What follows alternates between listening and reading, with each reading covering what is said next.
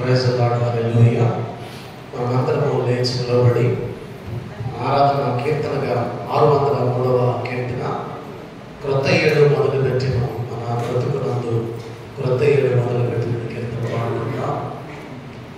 క్రొత్త ఏడు మొదలు పెట్టెను మన బ్రతుకునందు, క్రొత్త ఏడు మొదలు పెట్టెను. క్రొత్త మనసు తోడ మీరు క్రొత్త ఏట ప్రభుని సేవ, క్రొత్త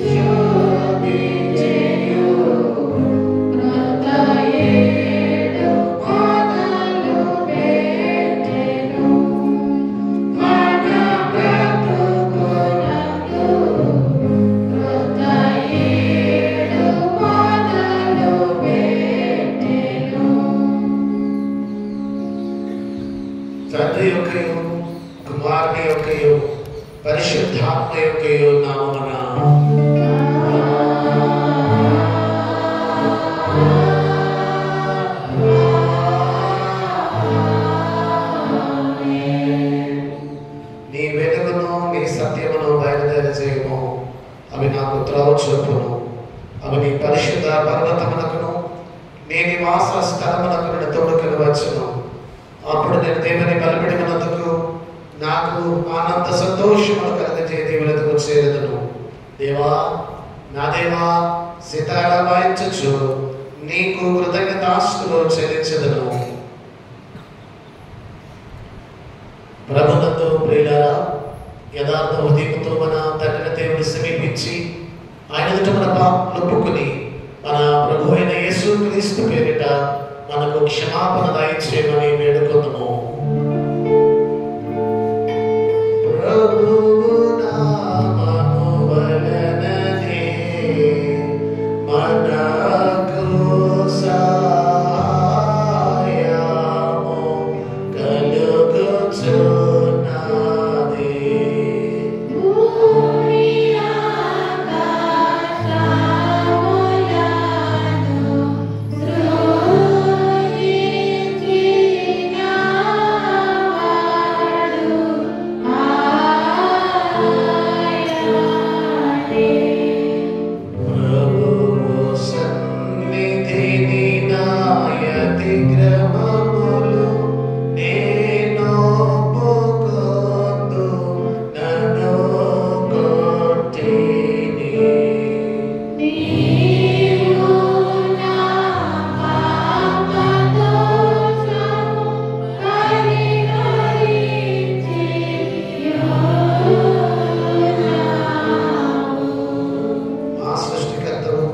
విమోచకుడైన సర్వశక్తి గల దేవా, దీనులము పాపులమగు మేము స్వాభావికముగా పాపులమనియు అపవిత్రులమనియు తలంపు వలన మాట వలన క్రియ వలన విరోధముగా పాపం చేసుకుమనియు మీ ఎదుట ఒప్పుకొనుచున్నాము.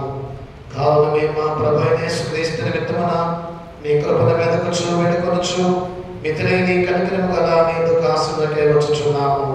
మా కొరకు చెల్లిపోటుకై నీ జనదే కుమారునిచ్చిన మిగుల కరుణగల దేవా, మమ్మల్ని కనికరించి ఆ నిమిత్తమున మా సమస్త పాపములకు క్షమాపణ దయచేయము.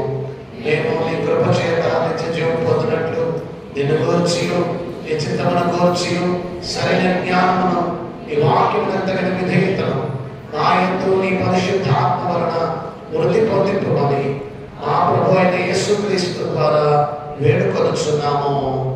ఆమేన్. మన పరలోకపు తండ్రి సర్వశక్తి దేవుడు మనల్ని కనికరించి మన కొరకు చెడుపడుతున్న కుమారునిచ్చి ఆయన మూలమున మన పాపములన్నింటినీ క్షమించున్నాడు.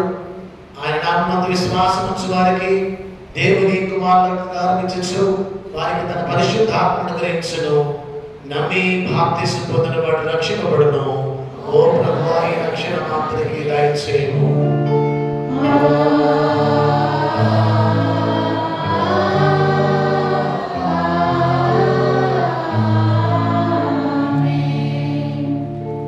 చేతన సంస్కారము యేసు నామకరణము సంవత్సరానికి కొరకు ఏర్పాటు చేయబడిన ప్రారంభ గీతము.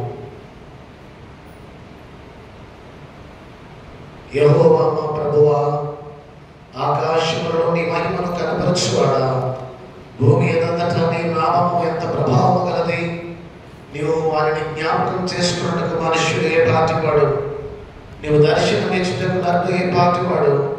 యెహోవా, నీవే మాకు తండ్రివి, అనాది కాలము నుండి మా విమోచకుడని నీకు పేరే కదా.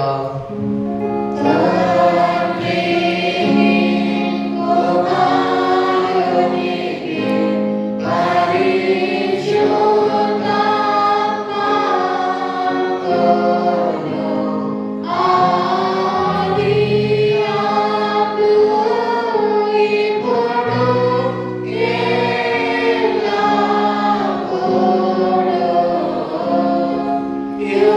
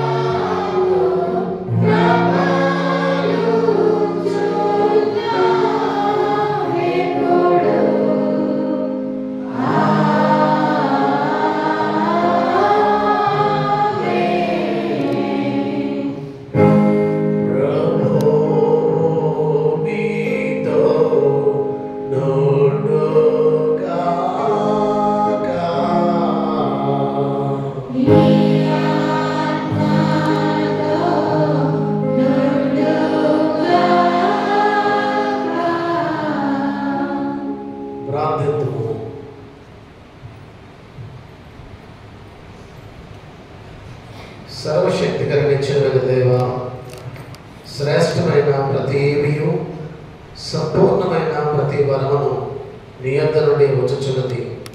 గత వత్సరమున మా శరీరాత్మలకు నీవు అనుగ్రహించిన మేలన్నిటి నిమిత్తము నీకు వందనములు చెల్లించుచున్నాము. నీ కృప వలన ఈ సంవత్సరము మమ్మను సకల అపాయము నుండి గండముల నుండి కాపాడి ఇది మాకు అనుకూలమును సంతోషకరమునైన సంవత్సరంగా ఉన్నట్లు నీ పూర్ణ ఆశీర్వాదం మాపై కుమ్మరింపుమని నీతోనూ పరిశుద్ధాత్మతోనూ సదాయక దేవుడై యుగములు జీవించచ్చు పరిపాలించచ్చు నీ కుమారుడును మా ప్రభువైన యేసుక్రీస్తు ద్వారా నిన్ను వేడుకొనుచున్నాము. ఆమేన్.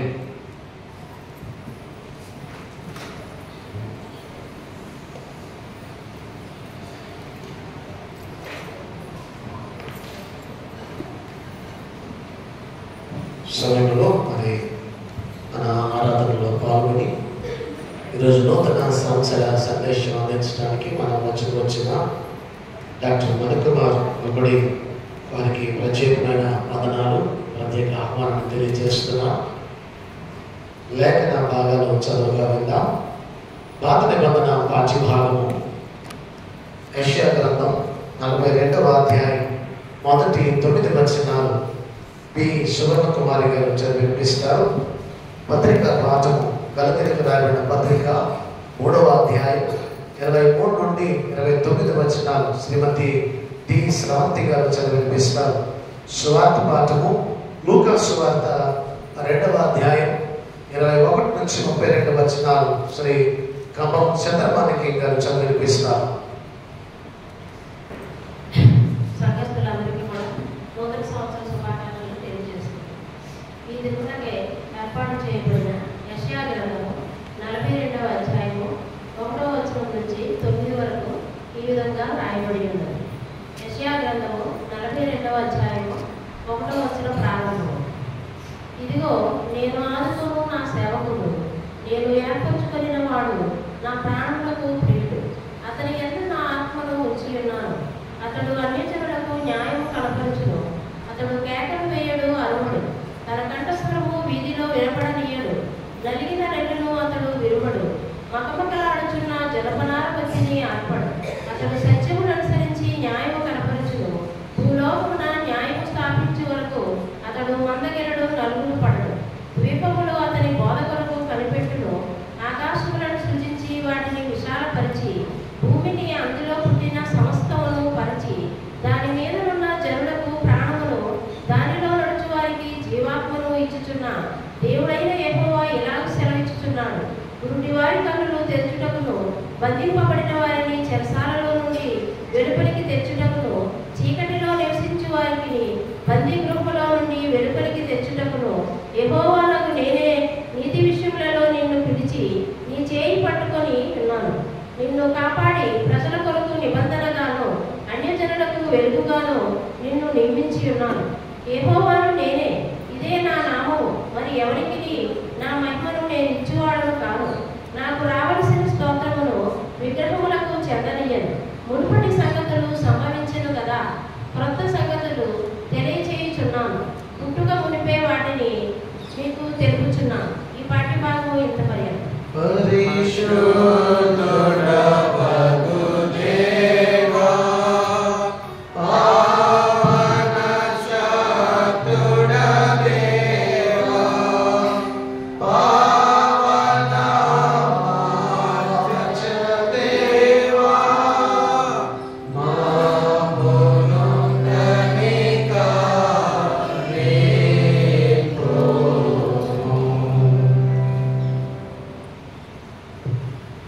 నూతన సంవత్సరం కొరకు ఏర్పాటు చేయబడిన పత్రికా పాఠ్యభాగము అపోస్తలుడైన పౌలు గలతీయులకు రాసిన పత్రిక 3వ అధ్యాయము 23 నుంచి 29 వరకు ఈ విధంగా రాయబడింది. విశ్వాసము వెల్లడి కాకమునకు ఇక ముందుకు బయలుపరచబడబోవు విశ్వాసం అవలంబింపవలసిన వారముగా చెరలో ఉంచబడినట్టు మనము ధర్మశాస్త్రముకు లోనైన వారమని, కాబట్టి మనము విశ్వాసమున నీతిమంతులమని తీర్చబడినట్లు క్రీస్తునందుకు మనల్ని నడిపించుటకు ధర్మశాస్త్రము మనకు బాలశిక్షకుడు ఆయన. అయితే విశ్వాసము వెల్లడి అయిన కనుక ఇక బాలశిక్షకుని క్రింద ఉన్నాము.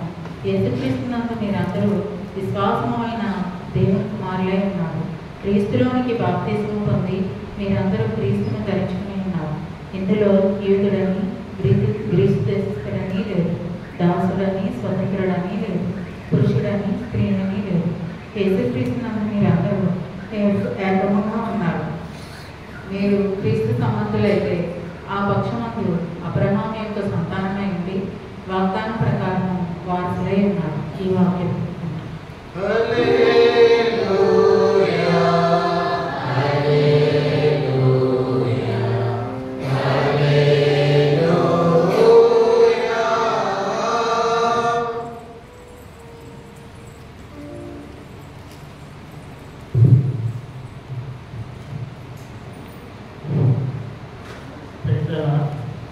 అందరికీ నూతన సంవత్సర శుభాకాంక్షలు.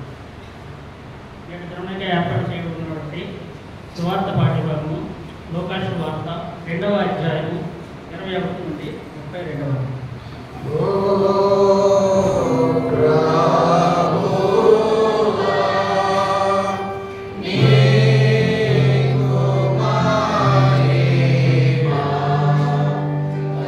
Hello.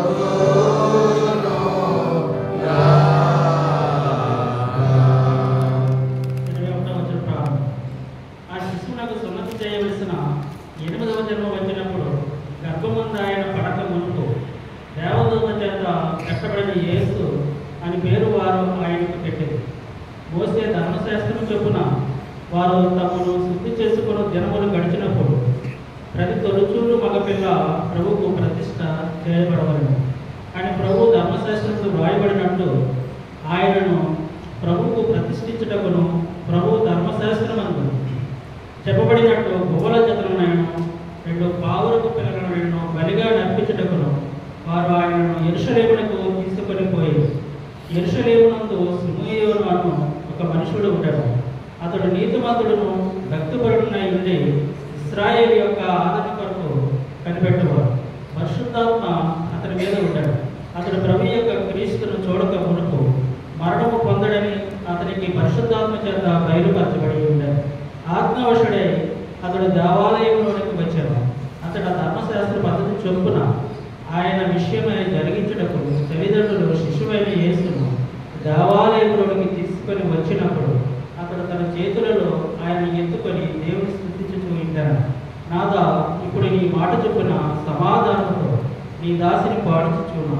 అన్యజనులకు నిన్ను బయలుపరచుటకు వెలుగుగాను నీ ప్రజలైన ఇశ్రాయేలుకు మహిమగాను నీకు సకల ప్రజల ఎదుట సిద్ధపరిచిన నీ రక్షణ నేను కన్నులారా చూచెదను. ఈ వాక్యం ఇంతకన్నా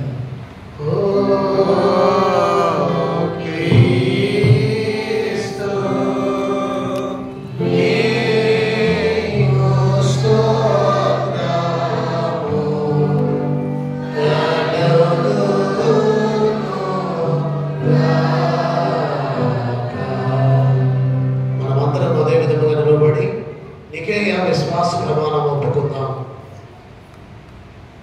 భూమి ఆకాశములను దృశ్యాదృశ్యములకు సమస్తమును సృజించిన సర్వశక్తి గల తండ్రి ఏకదేవుని నమ్ముచున్నాను.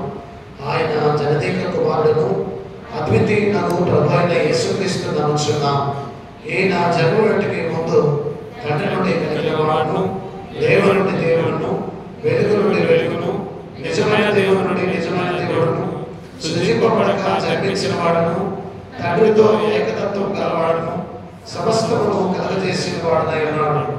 ఈయన మానవులకు మన కొరకును మన రక్షణ కొరకును పరలోకం నుండి దిగి కన్యకు మరియ నుండి పరిశుద్ధ ఆత్మ వలన అవతరించి పుట్టి మనుషుడాయననియు పొంతి పిలాతు అధికారం కన్నా మన కొరకు శిలువ వేయబడి శ్రమ నుండి సమాధి చేయబడినయు లేఖముల ప్రకారం 3వ దినమున తిరిగి లేచి పరలోకమునకెక్కి తండ్రి యొక్క కుడి చేతి వైపున కూర్చున్నాడు. సజీవులను మృతులను తీర్పు చేయడానికి తిరిగి మహిమతో వచ్చిననియు ఆయన రాజ్యమునకు అంతము లేదనియు నమ్ముచున్నాను. తండ్రి నుండి కుమారు నుండి బయలువెడచ్చు, తండ్రితోను కుమారునితోను ఏకముగా ఆరాధనపడచ్చు, మహిమపరచబడచ్చు. ప్రవక్తల ద్వారా మాట్లాడిన వాడును జీవమునకు రాతయు ప్రభువునకు పరిశుద్ధాత్మ నమ్ముచున్నాను. మరియు పరిశుద్ధమైన క్రైస్తవ అపోస్తుల ఏక సంఘం నమ్ముచున్నాను. పాప పరిహారానికైనా ఒకే బాప్తిసం నమ్ముకొనొచ్చు. మృతుల పునరుద్ధానం కొరకును రాబో లోక సంబంధమైన బ్రతుకు కొరకును నిరీక్షించుచున్నాను. ఆమేన్.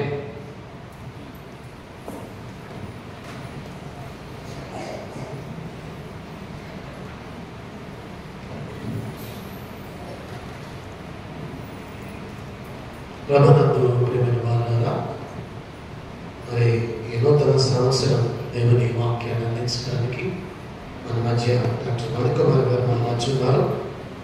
మనమందరం కలిపి ఆంధ్ర క్రైస్తవ కీర్తన పుస్తకం నుండి 601వ కీర్తన వందనం బలవంతమో ప్రభు, వందనం బలవంతమో ప్రభు అనే కీర్తన పాడుకున్న తర్వాత దైవదాసులు మనకు దేవుని వాక్యాన్ని అందిస్తారు.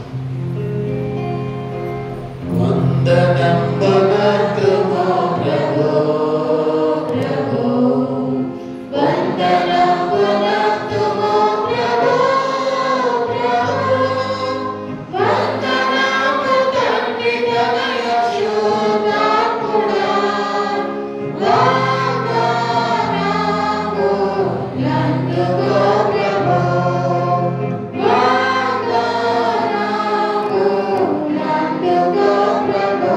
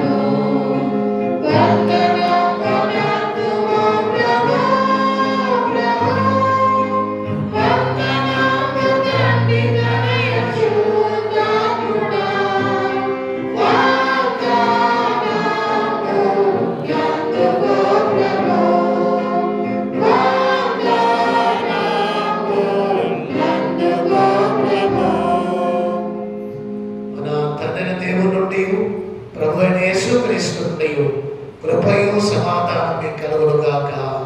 ఆమేన్.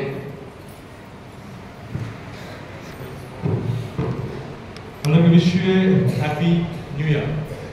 మరి దేవుని తరపున మీ అందరికీ నా హృదయపూర్వకంగా తెలియజేస్తున్నాను. మీ అద్భుతమైన అవకాశాన్ని అందించిన మరి దేవాదేవునికి, అదేవిధంగా సంఘ కాపరి అయిన మరి రాజేంద్ర గారికి నా హృదయపూర్వక ధన్యవాదాలను తెలియజేసుకుంటున్నాను. మరి ఈరోజు మీ మధ్యకి రావడానికి నేను చాలా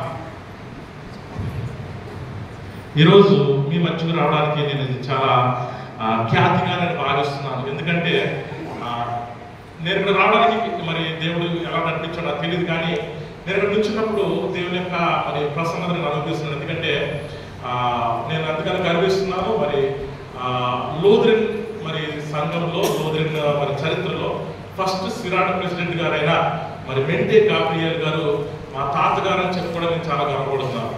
మరి దాన్ని బట్టి నేను అంతగా ఆశిస్తున్నాను. నిజంగా దేవుని కళ్ళ దృష్టి మరణం మీద ఉంటుందంట. ఎవరిని ఎక్కడ పెట్టాలో ఎవరితో మాట్లాడించాలో నిజంగా ఇక్కడికి వచ్చిన తర్వాత ఆ విషయం గుర్తు చేసుకుని నాకు చాలా ఆనందంగా ఉంది.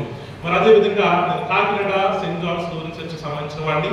మరి ఈరోజు మీ మధ్యకి రావడానికి నేను ఒక బైబిల్ కాలేజ్ మరి ప్రిన్సిపల్గా రావడం జరిగింది. ఎందుకంటే మరి దేవుని కృపను బట్టి నేను మరి బాంబేలో ఒక సైంటిస్ట్గా పనిచేసేవాడిని. నేను diploma, bachelors, masters and PhD in pharmacy చేసి మరి దేవుని కృపను బట్టి జేఎన్యూ కాకినాడలో మరి అసిస్టెంట్ ప్రొఫెసర్గా చేస్తున్నాను. అదేవిధంగా దేవుని కృపను బట్టి బాంబే మహాపట్నంలో దేవుడు నన్ను సైంటిస్ట్గా గ్లాన్మార్క్ ఫార్మ్ అనే కంపెనీలో నన్ను రీసెర్చ్ ఆఫీసర్గా చేసి దేవుడు ఉన్నతంగా ఆశ్రయించినాడు. నా భార్య ఎయిర్ ఇండియాలో పనిచేసేది. మరి నాకు ఎంతో అద్భుతమైన జీవితము నేను బాంబేలో గడిపేవాడిని. ఉన్నతమైన శాలరీ, ఉన్నతమైన జాబ్, ఎంతో ఖ్యాతి అన్ని ఇచ్చున్నాడు. కానీ దేవుడు తన కృపను బట్టి తన పూర్తికాల సేవ క్రమం దేవుడు నాకు పిలుపునిచ్చున్నాడు. మరి దేవుడు తన స్వరముతో నన్ను పిలుచున్నాడు. అంటే మణికుమారుని గల్లపు నా దృష్టిలో ఉంటామని చెప్పి దేవుడు నన్ను 3 సార్లు పిలిచి దేవుని సేవ పిలుచున్నాడు. మరి దేవుని కృపను బట్టి రాజమండ్రిలో అడుగుపెట్టి మరి చిన్న మరి క్రైస్తవ సమూహాన్ని, అదేవిధంగా మరి బైబిల్ కాలేజ్ నడవడానికి దేవుడు నాకు కృప అనుగ్రహించినాడు.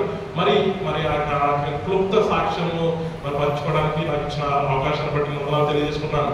మరి ఈరోజు మనము సూటిగా వాక్యంలోకి వెళ్దాం.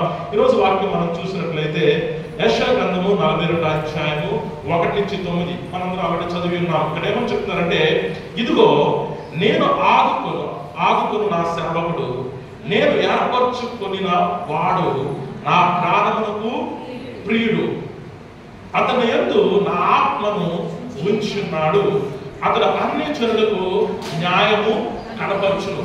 మనం చూసినట్లయితే మీ అందరికీ మరి అనేకమైన సంవత్సరాల అనుభవం చాలా మందికి ఉండవచ్చు. ఎందుకంటే మరి క్రైస్తవ మరి సమాజంలో మరి లూథరన్స్ అంటే జ్ఞానంలో అత్యున్నత ఉన్నతమైన వారు. ఎందుకంటే మనకున్న మరి వాక్య పఠన భాగము ఎవరికి కూడా ఉండదు. ఎందుకంటే మనం బైబిల్లో ఏం చదివినా కానీ ఎక్కడి నుంచి చూస్తాం? పాత నిబంధన గ్రంథంలో నుంచి చూస్తాం, అదేవిధంగా పత్రికల వాటి నుంచి చూస్తున్నాం, అదేవిధంగా సువార్తలో కూడా. అంటే మొదట, చివర, మధ్య అంతా కూడా దేవుడు ఆ మాట నుంచి ఏం మాట్లాడుతున్నాడో అన్ని విషయాల గురించి మనం చూస్తాం. ఏదో ఒక మాట తీసుకుని కథలు చెప్పడము, పట్టుదలు చెప్పడం మనకు అలవాట్లేదు, అవునా కదా? ఎందుకంటే దేవుడు కృపను బట్టి మరి మార్టిన్ లూథర్ గారి ద్వారా దేవుడు మనకు అనేక విషయాలు, ఆరాధన క్రమం కానీ మరి బైబిల్ పఠన సిద్ధాంతం కానీ దేవుడు మనకు ఎన్నో బయలుపరుచున్నాడు. నిజంగా మరి ఒక చిన్న విషయం దేవుడు నాకు గుర్తు చేస్తున్నాడు. మరి దేవా, మరి మనము ఆరాధన క్రమంలో మనం పాడు, దేవా నీ యందు నా ఆత్మను అనుగ్రహించండి, అదేవిధంగా నీ పరిశుద్ధాత్మ నా నుంచి తీసివేయదు, నీ రక్షణ ఆనందం వల్ల నాకు అనుగ్రహించండి. నేను మా మారు మనసు రక్షణ పొందిన తర్వాత నుంచుని పాడుతుంటే దేవుని అభిషేకం నాకు వచ్చింది. ఎందుకంటే ఆ ఆరాధన క్రమం నిజంగా దేవుని ద్వారా ప్రత్యక్షంగా దేవుడు అనుగ్రహించిన అంత గొప్ప ఆరాధన క్రమం దేవుడు మనకి ఇచ్చినాడు. అయితే నేను ఎందుకు ఈ ఉపోద్ఘాతం చెప్తున్నానంటే, మనకున్న జ్ఞానం ఎంతో విలువైన దేవుడు మనకు అనుగ్రహించినాడు. అయితే ఈ వాక్యంలో కూడా కొంత లోతుగా పరిశోధన చేస్తాం. ఓకే, నేను మరి ప్రొఫెషనల్ని సైంటిస్ట్ని కాబట్టి నేను లోతుగా వెళ్ళాలని ప్రయత్నిస్తాను. నాతో పాటు లోతుగా ఆలోచించడానికి ప్రయత్నించండి. వీలైతే అప్పుడు ఒక చిన్న క్వశ్చన్ అడుగుతాను, ఏమనుకోవద్దు. ఓకే, అయితే ఇక్కడ మనందరికీ బాగా తెలుసు, మనం ఏమనుకుంటున్నాం, ఎన్నో సంవత్సరాల నుంచి ఈ వాక్య భాగం మనం చదువుతున్నాం కాబట్టి ఏమనుకుంటాం, ఇదిగో నా సేవకుడు అనగానే మనం ఎక్కడ కరెక్ట్ అయిపోతాం? యేసుక్రీస్తు ప్రభు. తప్పలేదు, కరెక్టే. కానీ మనం ఇక్కడ చూసినట్లయితే ఈ వాక్యము ఇక్కడ చెప్పిన ఈ వర్షాలన్నీ కూడా ఒక వ్యక్తి గురించి మాట్లాడుతున్నాడు దేవుడు. అతను ఎవరండి? నా సేవకుడు. ఎవరండి?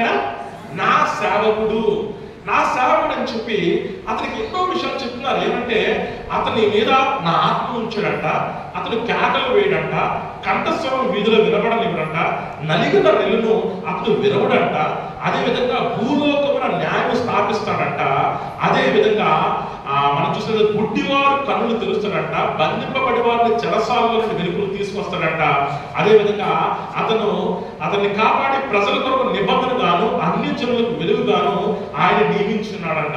ఈ వచనాలన్నీ చూస్తే ఆబ్వియస్ గా మనం చూసినట్లయితే యేసు క్రీస్తు వారే పర్ఫెక్ట్ గా సరిపోతారు. కానీ మీకు విషయం చెప్తాను, ఈ మాటలు ఎవరి గురించి చేసో తెలుసా? ఇది రాసిన సమయం ఎప్పుడంటే క్రీస్తు పూర్వము 586 సంవత్సరంలో రాయబడింది. ఎవరి ద్వారా రాయబడింది? యెషయా ప్రవక్త ద్వారా. ఇది ఇప్పుడు ఈ రాసిన సందర్భంలో ఆ పరిస్థితులు ఎలా ఉన్నాయంటే, ఇజ్రాయేలీలకు దేశం లేదు, ఇజ్రాయేలీలకు యెరూషలేము లేదు, ఇజ్రాయేలుకి దేవాలయం లేదు, అంతా కూడా కొట్టివేయబడింది. ఇజ్రాయేల్ ఎలాంటి పరిస్థితులు ఉన్నారంటే, ఐగుప్తు దేశంలో ఇజ్రాయేలీలు ఉన్నప్పుడు ఎలా ఉన్నారో ప్రస్తుతము కూడా ఈ వాక్యం రాస్తున్నప్పుడు ఇజ్రాయేల్ పరిస్థితి కూడా అదే విధంగా ఉంది. దేవుడు ప్రవచనంగా చెప్తున్నాడు. ఎందుకంటే ఈ సమయం మనం చూసినట్లయితే ప్రభువైన దేవుడు ఇజ్రాయేల్ని రెండవసారి నిర్గమనంలోకి తీసుకొచ్చేటప్పుడు రాయిస్తున్న వాక్యం ఇది. మొదటి నిర్గమం ఎప్పుడు జరిగింది? మోషే ద్వారా ఐగుప్తు నుంచి కానాను జరిగింది. ఇప్పుడు ఇజ్రాయేల్ ఎక్కడున్నారు? ఇప్పుడు ఇజ్రాయేలు బబులోను దేశంలో ఉన్నారు. అక్కడి నుంచి మరలా దేవుడు వాగ్దాన దేశం యెరూషలేము తీసుకురావాలి. దీన్ని వేదాంత పండితులు ఏమంటారంటే రెండవ నిర్గమగా పోలుస్తారు. ఎక్కడున్నారు? చీకటిలో ఉన్నారు. వాళ్ళు మళ్ళీ ఎక్కడ రావాలి? యెరూషలేముకు రావాలి. మొట్టమొదటి యెరూషలేముకు వచ్చినప్పుడు వాళ్ళు ఎంతగానో దీవించబడ్డారు. ప్రపంచం మొత్తం కూడా వాళ్ళు చూసింది. కానీ తర్వాత మొత్తం అంతా కూడా కనుమరుగైపోయింది. మరలా వాళ్ళ పరిస్థితి ఎలాగైతే ఐగుప్తులో ఉన్నారో, ఎలాగైతే చీకటిలో ఉన్నారో, ఎలాగైతే బానిసత్వంలో ఉన్నారో, మరొకసారి మరలా వాళ్ళందరూ కూడా బానిసత్వంలోకి వెళ్ళిపోయారు, చీకటిలోకి వెళ్ళిపోయారు. మరొకసారి దేవుడు వాళ్ళకి ఆయన మార్గాన్ని చూపించాలనుకున్నాడు. మరొకసారి వాళ్ళని ఆయన వాగ్దాన దేశంలోకి తీసుకురావాలనుకుంటున్నాడు. అప్పుడు దేవుడు ఎవరిని ఎన్నుకున్నాడు తెలుసా? కోరేషు రాజుని ఎన్నుకున్నాడు. హల్లెలూయా! ఈ కోరేషు రాజు ఎవరో తెలుసా? కోరేషు రాజు బబులోను రాజ్యాన్ని కూలగొట్టడానికి పార్షా దేశం నుంచి దేవుడు ఎన్నుకున్నాడు. అంటే ఇతడు ఒక అన్యరాజు. ఇతడు ఎవరండి? ఒక అన్యరాజు. ఇది దేవుని బిడ్డ కాదు. ఎవరండి? అన్య మతానికి, అన్య దేశానికి సంబంధించిన రాజుని బబులోను ఓడగొట్టి ఇజ్రాయేల్ మీద ఏడానికి దేవుడు కోరేష్ ఎన్నుకుని కోరేషుని తీసుకొస్తున్నాడు. ఇప్పుడు అనండి, కోరేష్కి వాక్యాలన్నీ మీరు అనువదించగలరా? ఒకసారి ఆలోచించండి. ఇప్పుడు మనం చదివిన వాక్యాలన్నీ కూడా ఎవరి గురించి రాస్తున్నారంటే కోరేషు రాజు గురించి దేవుడు రాస్తున్నాడు. మనం దాన్ని స్పష్టంగా చూసినట్లయితే 44వ అధ్యాయము 27:2లో మనం చూసినట్లయితే 44వ అధ్యాయము 27 మధ్యలో మనం చూసినట్లయితే కోరేషుతో నా మంద కాపరి, నా చిత్తమత్యు నెరవేర్చువాడా అని చెప్పువాడు నేనే. ఎవరితో మాట్లాడుతున్నాను ఈ మాట్లాడి? కోరేషుతో. ఎవరండి? కోరేషు. అంటే దేవుని ప్రజలను విడిపించడానికి ఆనాడు దేవుడు మోషేని ఎన్నుకుంటే ఇప్పుడు దేవుడు ప్రజలను విడిపించడానికి దేవుడు కోరేషుని ఎన్నుకున్నాడు. అర్థమవుతుందా? మనం గమనించినట్లయితే దేవుని వాక్యం మనం చూసినట్లయితే పొరలుగా ఉంటుంది. నేల తవ్వినట్టే ఏమొస్తుంది? నీళ్ళు వస్తాయి. అది నిజమే. అదేవిధంగా అబద్ధం కూడా. ఎందుకంటే ఇంకా లోతుకి వెళ్తే పెట్రోల్ వస్తుంది, డీజిల్ వస్తుంది, కిరోసిన్ వస్తుంది, తార్ వస్తుంది, గ్యాస్ వస్తుంది, అనేకమైనవి ఉంటాయి. అవునా? నువ్వు ఎంత లోతుకి వెళ్తే అన్ని విషయాలు దేవుడు నీకు బయలుపరుస్తాడు. హల్లెలూయా! ఇక్కడ మీరు చూసినట్లయితే ఈ వాక్య భాగం ఎవరెవరికి అనువదించవచ్చు అంటే కోరేషు రాజుకు అనువదించవచ్చు. రెండోది, ఆ రోజు బబులోను రాజు ఏం చేశాడంటే దేవాలయాన్ని చూసుకోవడానికి కొంతమంది ఏర్పరుచుకున్నారు. వాళ్ళు ఎవరంటే శాస్త్రులు, పరిసయ్యులు, లేవీలు. వీళ్ళందరూ కూడా ఏం చేసేవారంటే దేవాలయం యొక్క పనులన్నీ కూడా చూసుకునేవారు. వీళ్ళు ఏమనేవారంటే వీళ్ళ పేరు నెతీనీం అనేవారు. ఏంటండి? నెతీనీం. వీళ్ళు కూడా దేవుడు సేవకుగా పిలుస్తున్నాడు. కోరేషు దేవుడి మందిరాన్ని చూసుకునేవారు. చివరగా యేసుక్రీస్తు ప్రభువు. ఇన్ని విధాలుగా మనం అనుమతించవచ్చు. దేవుని వాక్యాన్ని. మనం పూర్తిగా ఒకేదాన్ని కనిపించడం లేదు, కానీ పరిశుద్ధాత్మ దేవుడు ఏమి ప్రేరేపిస్తున్నాడు ఈ వాక్యం ద్వారా అనేది మనము గ్రహించుకోవాలి. స్పష్టంగా ఈ కోరేసుతో మాట్లాడుతున్నాడు. అయితే మనం చూసినట్లయితే ఈ కోరేసు యొక్క జీవితాన్ని మనం చూసినట్లయితే ఇక్కడ ఒక మాట ఉంటుంది. ఏమంటే అతని గురించి ఒక మాట ఉంది. ఏమనంటే మనం చూసినట్లయితే 42వ అధ్యాయంలో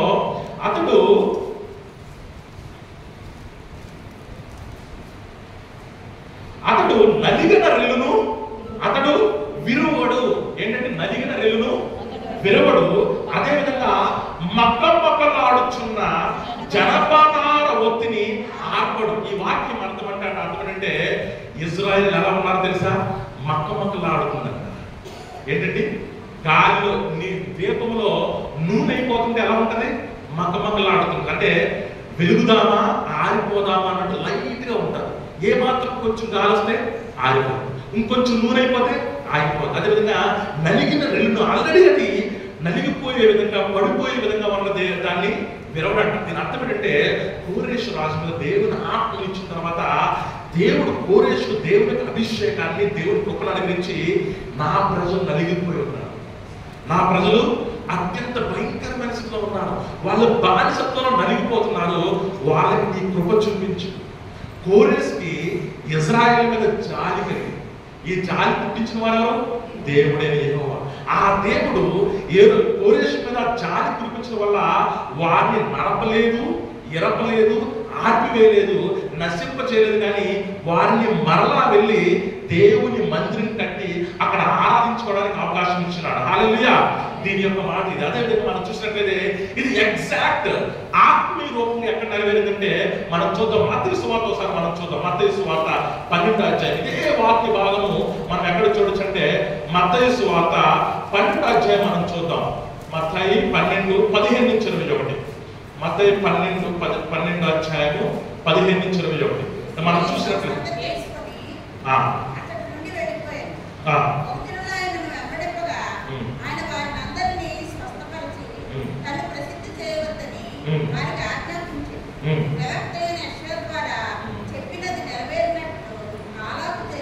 ఈ విషయాలన్నీ కూడా ఇప్పుడు మీరు చూసారా? మనం ఏమైతే యెషయా గ్రంథము 42 నుంచి చదువుకున్న వాక్యాలన్నీ కూడా మనం రాయించారు. ఏమని? ఇదిగో ఈయన నా సేవకుడు, ఈయన నేను ఏర్పరచుకున్నాను, ఈయన నా ప్రాణములకు ఇష్టమైన నా ప్రియుడు, ఈయన మీద నా ఆత్మ ఉంచెదను, ఈయన అన్య జనులకు న్యాయవిధిని ప్రచురం చేయను, ఈయన జగడమాడు, కేకలు వేయడు, వీధుల్లో ఆయన శబ్దం ఎవరికి వినబడదు. ఏ సందర్భంలో మత్తయి ఈ వాక్యం రాస్తున్నాడు? ఏ సందర్భంలో రాస్తున్నాడంటే యేసుక్రీస్తు వారంట ఆయన గురించి తెలుసుకుని బహు సమూహము ఆయన వెంబడిస్తుందంట. ఎంతండి? బహు సమూహము ఆయన వెంబడిస్తున్నప్పుడు ఆయన ఏం చేస్తున్నాడండి? ఎప్పుడు ప్రజలు చూసిన యేసుక్రీస్తు వారికి ఏం కలిగింది? కనికరము. Is always compassion with the people. వాళ్ళు చూసి కనికరించి వాళ్ళని స్వస్థపరిచాడంట. స్వస్థపరిచిన తర్వాత ఏం చేశాడు?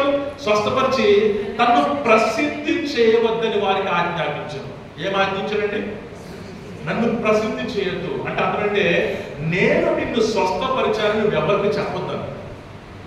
నేను స్వస్థపరిచారని ఎవరికి చెప్పొద్దు, నన్ను ప్రసిద్ధి చేయొద్దు. ఈరోజు ఎవరున్నారు చెప్పండి?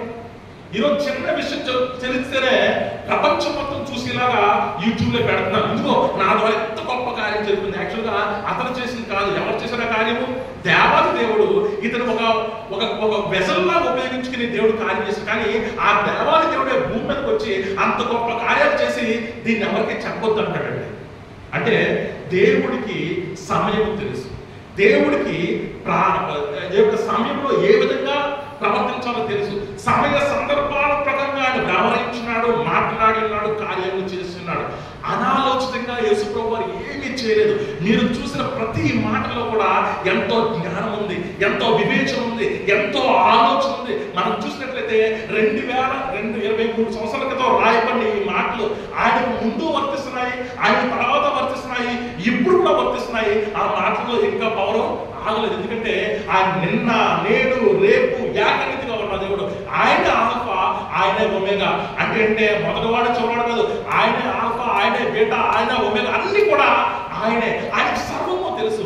ఒక్క మాట మాట్లాడటానికి అందులో చరిత్ర ఉంటుంది, ఒక్క మాట మాట్లాడటానికి అందులో భవిష్యత్తు ఉంటుంది, ఒక్క మాట మాట్లాడుతున్నప్పుడు కాబట్టి అందులో వర్తమానంగా ఏం జరుగుతుందో కూడా ఆయన తెలుసు. ఆయన ఏది కూడా అనాలోచితంగా అదేవిధంగా ప్రజల తప్పు గురించి చేయలేదు, కానీ కేవలము దేవుని నామం గణపరచాలని, దేవుని చిత్తం నెరవేర్చాలని, దేవుని ఉద్దేశం నెరవేర్చాలని ఎప్పుడు ఆయన ప్రజల ద్వారా ఆయన మాటలు చేసేవాడు, మాటలు మాట్లాడేవాడు. ఈరోజు మనం చూసినట్లయితే ఈ సందర్భంలో ఏమంటాడంటే, మనం ఎక్కడ అంటే యేసుక్రీస్తు వారు అన్ని కార్యములు చేసి మెల్లగా వెళ్ళిపోయాడు.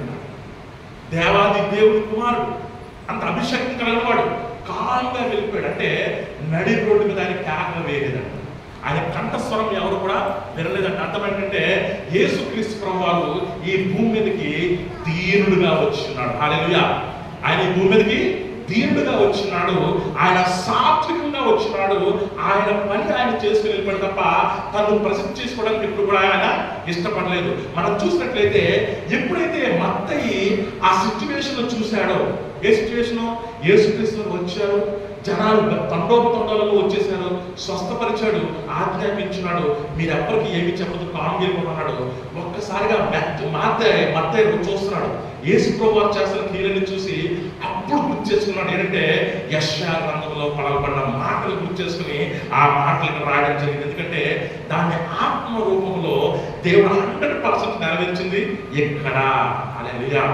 భౌతికంగా కోరికతో చేస్తున్నాడు, ఆత్మీయంగా యేసుక్రీస్తు వారు దాన్ని నెరవేర్చున్నాడు. అందుకే యేసుక్రీస్తు వారు అంటారు, నేను ధర్మశాస్త్రాన్ని కొట్టివేయడానికి రాలేదు, కానీ దాన్ని నేను నెరవేర్చడానికి వచ్చినాను. అర్థమవుతుందా?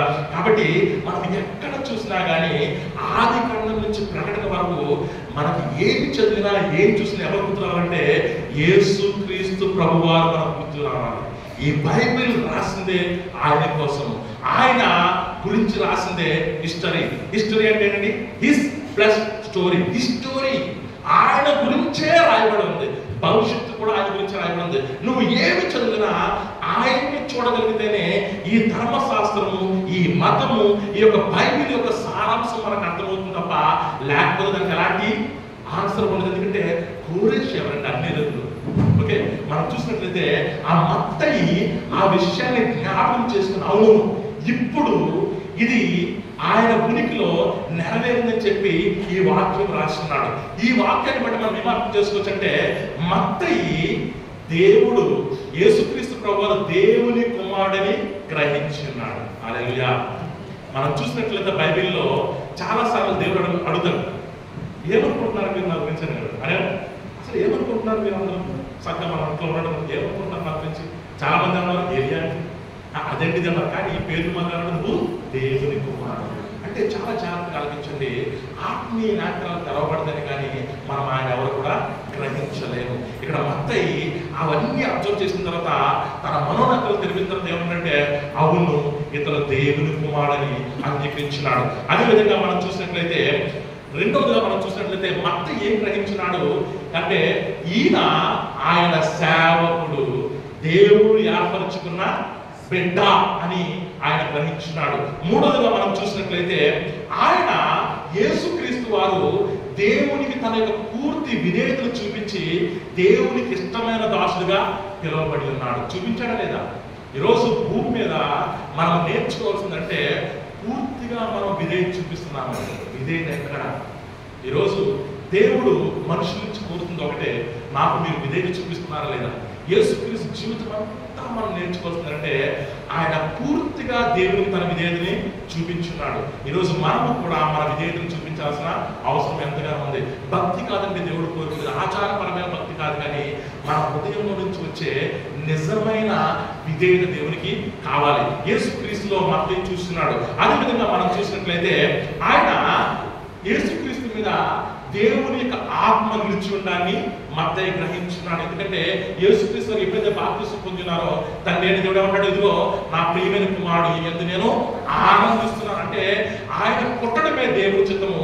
ఆయన దేవుని అభిషేకాన్ని పొందినాడు, దేవుని ఆత్మను పొందినాడు, దేవుని చిత్తాన్ని నెరవేర్చినాడు, దేవునికి పూర్తి విధేయతని చూపించున్నాడు. అదేవిధంగా మనం చూసినట్లయితే మనము ఆయన మీద రాజ్యభారం ఉన్నది. ఏముందండి? రాజ్యభారం. అందులో మనం చదువుతుంది కదా, ఇదిగో శిశువు పుట్టను, ఆయన మీద రాజ్యభారం ఉందును. ఇప్పుడు యేసుక్రీస్తు ప్రభు వారి మీద ఏ రాజ్యభారం ఉందంటే కేవలం యెరూషలేము రాజ్యభారమే కాదు కానీ ఈ ప్రపంచ విశ్వభారం కూడా ఆయన మీద ఉంది. అందుకే దేవుడు అనేక మంది అన్య జనులు కలవడానికి కూడా ఆయన ఇష్టపడ్డాడు. మనం చూసినట్లయితే సమరయ స్త్రీతో ఆయన మాట్లాడిన విధానం, అదేవిధంగా అనేకమైన అభివృద్ధి దగ్గరికి ఎందుకంటే ఆయన రాజ్యం కేవలం యెరూషలేములో కాదు కానీ అనేక అన్య జనులు. అందుకే కోరేషు ఇచ్చిన వాగ్దానం నేను అన్ని జనులకు వెలుగా చేస్తున్నాను, అదే వాగ్దానం యేసుక్రీస్తు మాటలో నెరవేరింది. హల్లెలూయా. అదేవిధంగా మనం చూసినట్లయితే ఇక్కడ దేవుడు మీద ఆ రాజ్యభారం ఉండడానికి కారణం అంటే యేసుక్రీస్తు ప్రభు వారు కేవలం ఇజ్రాయేలును రక్షించడానికి మాత్రమే రాలేదు కానీ ప్రపంచంలో వాళ్ళందరినీ కూడా రక్షించడానికి ఆయన వచ్చున్నాడు. మనం చూసినట్లయితే మరి ఇక్కడ ఈరోజు ఈ రాజమండ్రిలో మనం దేవుణ్ణి ఆరాధించగలుగుతున్నాం. రాజమండ్రి ఎక్కడ, యెరూషలేము ఎక్కడ, ఎన్ని వేల కిలోమీటర్లు. ఈరోజు మనం దేవుని ఆత్మతో సత్యంతో ఆరాధిస్తున్నామంటే కారణము దేవుడు ఆ రాజ్యాన్ని ఇక్కడ ఏర్పరచున్నాడు. రాజ్యము కేవలం యెరూషలేములో లేదు, ప్రపంచం మొత్తం కూడా ఆ రాజ్యము ఏర్పరచి ఉంది. అందుకే దేవుడు అన్నాడు, నిన్ను అన్ని జనులకు దేవుడు ఏం చేశాడంటే ఆయన వెలుగుగా చేస్తున్నాడు. కేవలం కోరేషు ఒకరి గురించే మాట్లాడినాడు కానీ ఈరోజు యేసుక్రీస్తు వారు దాన్ని 100% నెరవేర్చడానికి అవకాశం కలిగింది. అదేవిధంగా మనం చూసినట్లయితే ఆయన తన రాజ్యంలో అనేకమైన అన్య జనులు కూడా ఆయన ఏర్పరచుకున్నారు. ఎవరండి? ఆయన రాజ్యం అనేకమైన అన్య జనులు కూడా ఆయన రాజ్యం ఉన్నారు. కేవలం నూతన నిబంధనలోనే కాదు కానీ పాత నిబంధనలో కూడా మనం చూసినాం. రూతు అన్య జనురాలు కానీ దేవుని రాజ్యంలోకి చాచిపడింది. కోరేష్కి ధర్మశాస్త్రం గురించి తెలియదు, ఆయన అన్య జనులు కానీ దేవుని రాజ్యంలో ప్రథమ మరి ముఖ్యమైన వాడుగా ఏర్పరుచున్నారు. ఈ రోజు కూడా దేవుడు మనం అనుకుంటాము నేను భక్తి పొడిని, నన్ను మాత్రమే దేవుడు చూస్తాడు, నన్ను మాత్రమే దేవుడిని ఆశ్రయిస్తూ ఉంటాం. కానీ ఆయన ఏమంటున్నాడంటే నేను తలచుకుంటే ఈ రాళ్లతో స్తుతింప చేయగలన్నాడు. దేవుడు తలుచుకుంటే ఎవరినన్నా చేయగలరు. రాళ్ళు అంటే అర్థం అంటే కఠినమైన హృదయం గల వారిని సైతము ఆయన మార్చుకుని ఆయన సేవకుడిగా ఆయన చేసుకున్నాడు. ఈరోజు ఆలోచించండి, యెరూషలేములో అంతమంది ఉండగా, అనేక మంది దేవుని ప్రజలు ఉండగా కోరేషు రాజా ఇంటి కోసం వచ్చాడు. ఒకసారి ఆలోచించంటే దీన్ని బట్టి దేవుడు ఏం ఆలోచిస్తాడంటే నాకు విధేయత లేకపోతే నేను ఎవరినన్నా ఎంచుకుంటాను, నువ్వు ఏ మాత్రమో దేవుడు సెలవిస్తాడు. అందుకే మరి యోహాను, సద్దుకాయులు, పరిసయ్యులు, అదేవిధంగా అనేక మంది దేవుని బిడ్డలు చూసినట్లే వాళ్ళని అప్రిషియేట్ చేయడం మానేసి ఏమన్నాడు? సర్ప సంతానం అంటున్నాడు. ఏమన్నా అసలు యెరూషలేము బిడ్డల్ని, యూదా బిడ్డల్ని, యూదా మతాన్ని ఆచరిస్తున్న శాస్త్రులు, పరిసయ్యులు వీళ్ళందరూ వస్తే యోహాను ఏమని పిలాలి?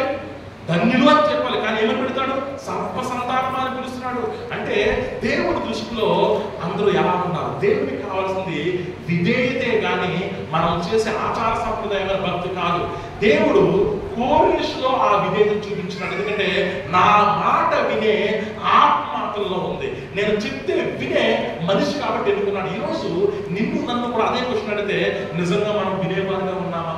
మనం చాలా మంది చూసి వీడే పాడరా, ఆడికి నాలాంటి అర్హతలు ఉన్నాయా, వాడంతా నేనంతా అనుకుంటాం. కానీ వాడిని ఎందుకు ఎన్నుకున్నాడంటే వాడు దేవుడు మాట వింటాడని తెలుసు కాబట్టి వాడు ఎన్నుకున్నాడు. మనం దేవుడి మాట వినం కాబట్టి మనల్ని దేవుడు ఇంకా ఎన్నుకోలేదు. దేవుడి మాట ఇంకా ఎందుకు పూర్తిగా వెళ్ళలేకపోతామంటే మనకి అహంకారం అడ్డొస్తుంది, మన స్టేటస్ అడ్డొస్తుంది, మన క్వాలిఫికేషన్ అడ్డొస్తుంది, మన డబ్బు అడ్డొస్తుంది, మనకున్న అన్ని ఎట్ట రావడం వల్ల మనం వేరే వాళ్ళ దేవుడి ప్రేమను చెప్పలేకపోతున్నాము, ఆయన చెప్పిన పని మనం పూర్తిగా చేయలేకపోతున్నాం. కానీ కోరేషు చేయగలిగినాడు. ఈరోజు అంతకన్నా ధీరంగా మనం ఉండాల్సిన పని ఉండకూడదు. మనం ఇంకా ఉన్నత విషయంలో ఉండాలి. ఎందుకంటే దేవుడి వాక్యం మనం తెలుసు. చివరికి మనం చూసినట్లయితే అతను మరి దేవుడు అనేకమైన ప్రజల్ని ఆయన రాజ్యంలోకి తీసుకొచ్చినాడు. ఇక్కడ మనం చూసినట్లయితే లోకా సువార్త మనం చూసినట్టు ఈరోజు పాఠ్య భాగము 2వ అధ్యాయము, లోకా 2వ అధ్యాయం మనం చూసినట్లయితే లోకా 2:21 మనం చూసినట్లయితే ఇక్కడ దేవుని వాక్యం ఏమని సెలవిస్తుందంటే మరి మోషే ఆ శిశువు సున్నం చేయవలసిన 8వ దినం వచ్చినప్పుడు గర్భమంతా ఆయన పడక మునుపు దేవదూత చేత పెట్టబడిన యేసు అని పేరు వారు ఆయనకు పెట్టింది. మోషే ధర్మశాస్త్రము చెప్పిన వారు తమను శుద్ధి చేసుకుని దినములు గడిచినప్పుడు ప్రతి తొలుచూలు మగపిల్ల ప్రభువుకు ప్రతిష్ఠ చేయబడవలను అని ప్రభువు ధర్మశాస్త్రంలో వాయబడినట్టు ఆయనకు ప్రభువుకు ప్రతిష్ఠించగలను. ప్రభు ధర్మశాస్త్రంలో చెప్పబడినట్టు గొవ్వల జతలైన 2 పావుల పిల్లలను బలిగా అర్పించగలను.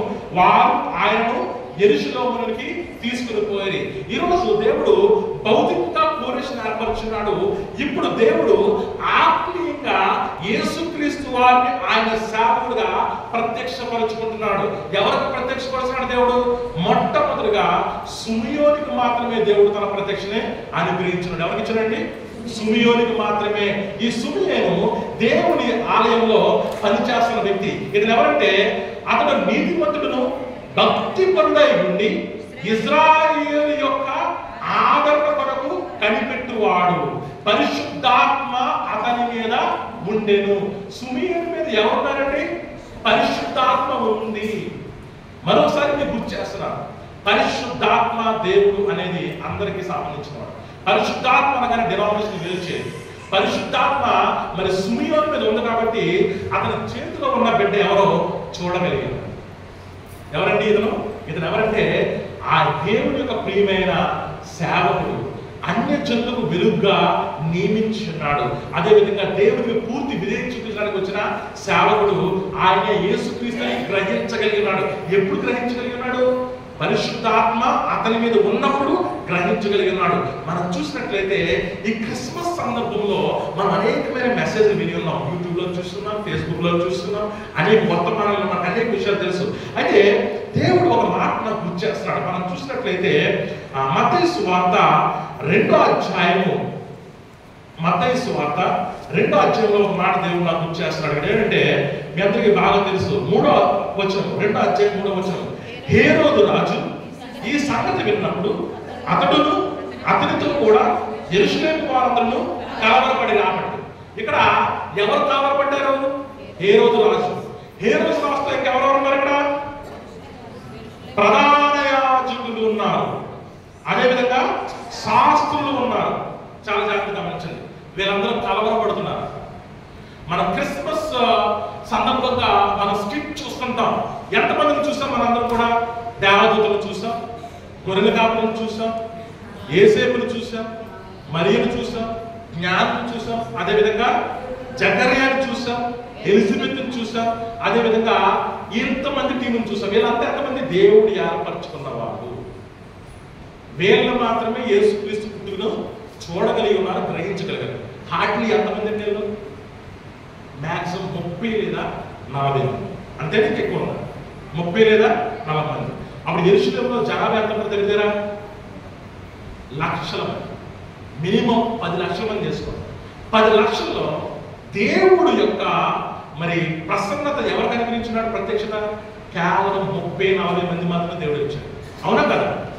వాళ్ళకు మాత్రమే యేసుక్రీస్తు ప్రభు అని తెలిసింది. మిగతా గ్యాంగ్ అంతా ఎక్కడ ఉన్నారు? ప్రధాన యాజకులు, శాస్త్రులు, పరిసయ్యులు ఎవరితో ఉన్నారు? హేరోదు రాజుతో ఉన్నారు. వాళ్ళందరూ కలవరపడుతున్నారు. యాక్చువల్లీ వీళ్ళందరూ ఏం చేయాలా? అంత గొప్ప రాజు పుట్టాడని చెప్పి వాళ్ళతో కలిసి ఆరాధించాల్సింది పోయి వాళ్ళ ఇహలోకపరమైన జ్ఞానంతో నింపబడి, ఇహలోకపరమైన పారాచరణతో నింపబడిపోయి వాళ్ళు హేరోదు తిప్పబడి చివరికి ఆ యేసుక్రీస్తుని చంపడానికి ఇష్టపడ్డారు, సిద్ధపడ్డారు. కానీ సుమియోను మాత్రం నిజంగా తన హృదయాన్ని దేవుడి ముందు పెట్టి దేవుడి చిత్తానుసారంగా కనిపెట్టడం బట్టి యేసుక్రీస్తు వారి ప్రభు యొక్క దర్శనం సుమియోను కలిగింది. అదేవిధంగా అదే అధ్యాయంలో కొంచెం ముందుకెళ్తే అన్నా ప్రవక్తకి కూడా దేవుని యొక్క అభిషేకం పొందింది. ఈ టీంలో ఎక్కువ ఆడవాళ్ళే ఉన్నారు. ఎలిజబెత్, మరియమ్మ, అన్నా ప్రవక్తి, అదేవిధంగా మనం చూసినట్లయితే చాలా మంది మనం చూసినట్లయితే ఈ టీంలో ఉన్నారు. అంటే మనం గమనించాల్సింది అంటే ఎంతమందికి దేవుడు ప్రత్యక్షత ఇచ్చింది. 42వ అధ్యాయం యెషయా గ్రంథంలో సగం పైగా అధ్యాయాలన్నీ కూడా ఈ రోజు గురించి రాయబడి ఉంది. కానీ ఆ రోజు ఎంతమంది చూడగలిగారు? ఆ వాక్యం ఎంతమంది రాసింది? ఎవరి గురించి రాశాడు? యెషయా గ్రంథం, యెషయా ప్రవక్త అందరికీ రాశాడు. యెరూషలేములో అందరికీ ఆ వాక్యం రాశాడు. కానీ ఎంతమంది మాత్రమే సిద్ధపడ్డారు? ఎంతమంది మాత్రమే యేసుక్రీస్తుని చూడగలరు? కేవలం కొద్దిమంది మాత్రం. It's a fact. అవునా కదా? అంటే మనకు ఆశ్చర్యంగా ఉంటుంది. నేను దొంగలా వస్తాను దేవుడు. నిజంగా దొంగలా రాడు దేవుడు. దేవుడు దొంగలా రాడు. మొదటి రాకడ అలాగేదో సేమ్ రెండవ రాకడ అలాగే. మొదటి రాకడలో ఎంతమంది దొంగలా ఉన్నాడు? ఈ టీం, ఏ రోజు టీం, ఈ రోజు టీం ఉన్నారు ప్రధాన యాజకులు, శాస్త్రులు, పరిసయ్యులు, దానికంటే దొంగలా ఉన్నారు. అందుకే యేసుక్రీస్తు ఎక్కడ ఉన్నా కూడా తెలియదు, రాజుకు తెలియదు అంట. ఈ లోకంలో ఉన్న రాజుకి ఆయన ఎక్కడ ఉంటాడో తెలియదు. అందుకే 2 సంవత్సరాల లోపు కూడా చంపన్నాడు. వాళ్ళు ఎగ్జాక్ట్ గా తెలిసి ఆయన ఒకటి చెప్పి సరిపోదు కదా. కానీ అందరిని చంపన్నాడు ఆ రాజు. కానీ వీళ్ళందరికీ కూడా యేసుక్రీస్తు వారి గుర్తింపు వాళ్ళకి అనుగ్రహింపబడలేదు. అనేక వందల సంవత్సరాల క్రితం యేసుక్రీస్తు వారి గురించి రాయబడింది. అనేక మంది ఆయన గురించి కనిపెడుతున్నారు, కానీ ఎంతమంది ఆయన చూడగలుగుతున్నారు? కేవలము 30-40 మంది మాత్రమే యేసుక్రీస్తు వారి యొక్క దర్శనాన్ని చూడగలుగుతారు. వాళ్ళకు మాత్రమే ఆయన పెండ్లి కుమారుడు, వాళ్ళకు మాత్రమే దేవుని కుమారుడు, వాళ్ళకు మాత్రమే మనిషి కుమారుడు, వాళ్ళకు మాత్రమే ఆయన దర్శనం కలిగింది తప్ప మిగతా వాళ్ళందరూ కూడా ఆయన దొంగలేకున్నాడు. రెండో రాకడలో కూడా మనం సిద్ధపడకపోతే మనము ఏ గ్యాంగ్లో ఉండబోతున్నాం?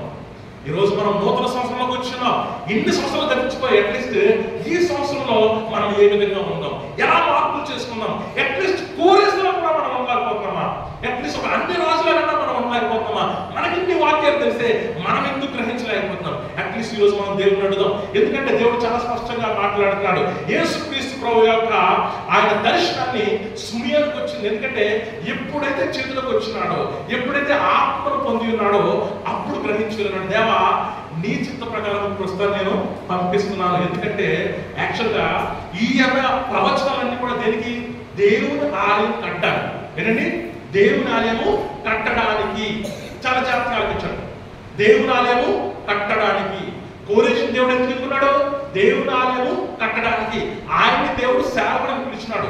నిజమైన సేవకుడు భూమి మీదకి వచ్చినాడు. ఎవరి చేతిలో ఉన్నాడు? సుమియేలు మరి పాస్టర్ చేతిలో ఉన్నాడు, ప్రధాన యాజకుడి చేతిలో ఉన్నాడు. దేవుడు ఎవరంటే, ఈ మందిరాన్ని కట్టాలని నువ్వు పంపించావు దేవా, ప్రస్తుతానికి నేను పంపించేస్తున్నాను ప్రభు అంటాడు. అంటే అర్థం ఏంటంటే యేసుక్రీస్తు వారు ఈ గోడలు కట్టడానికి రాలేదు.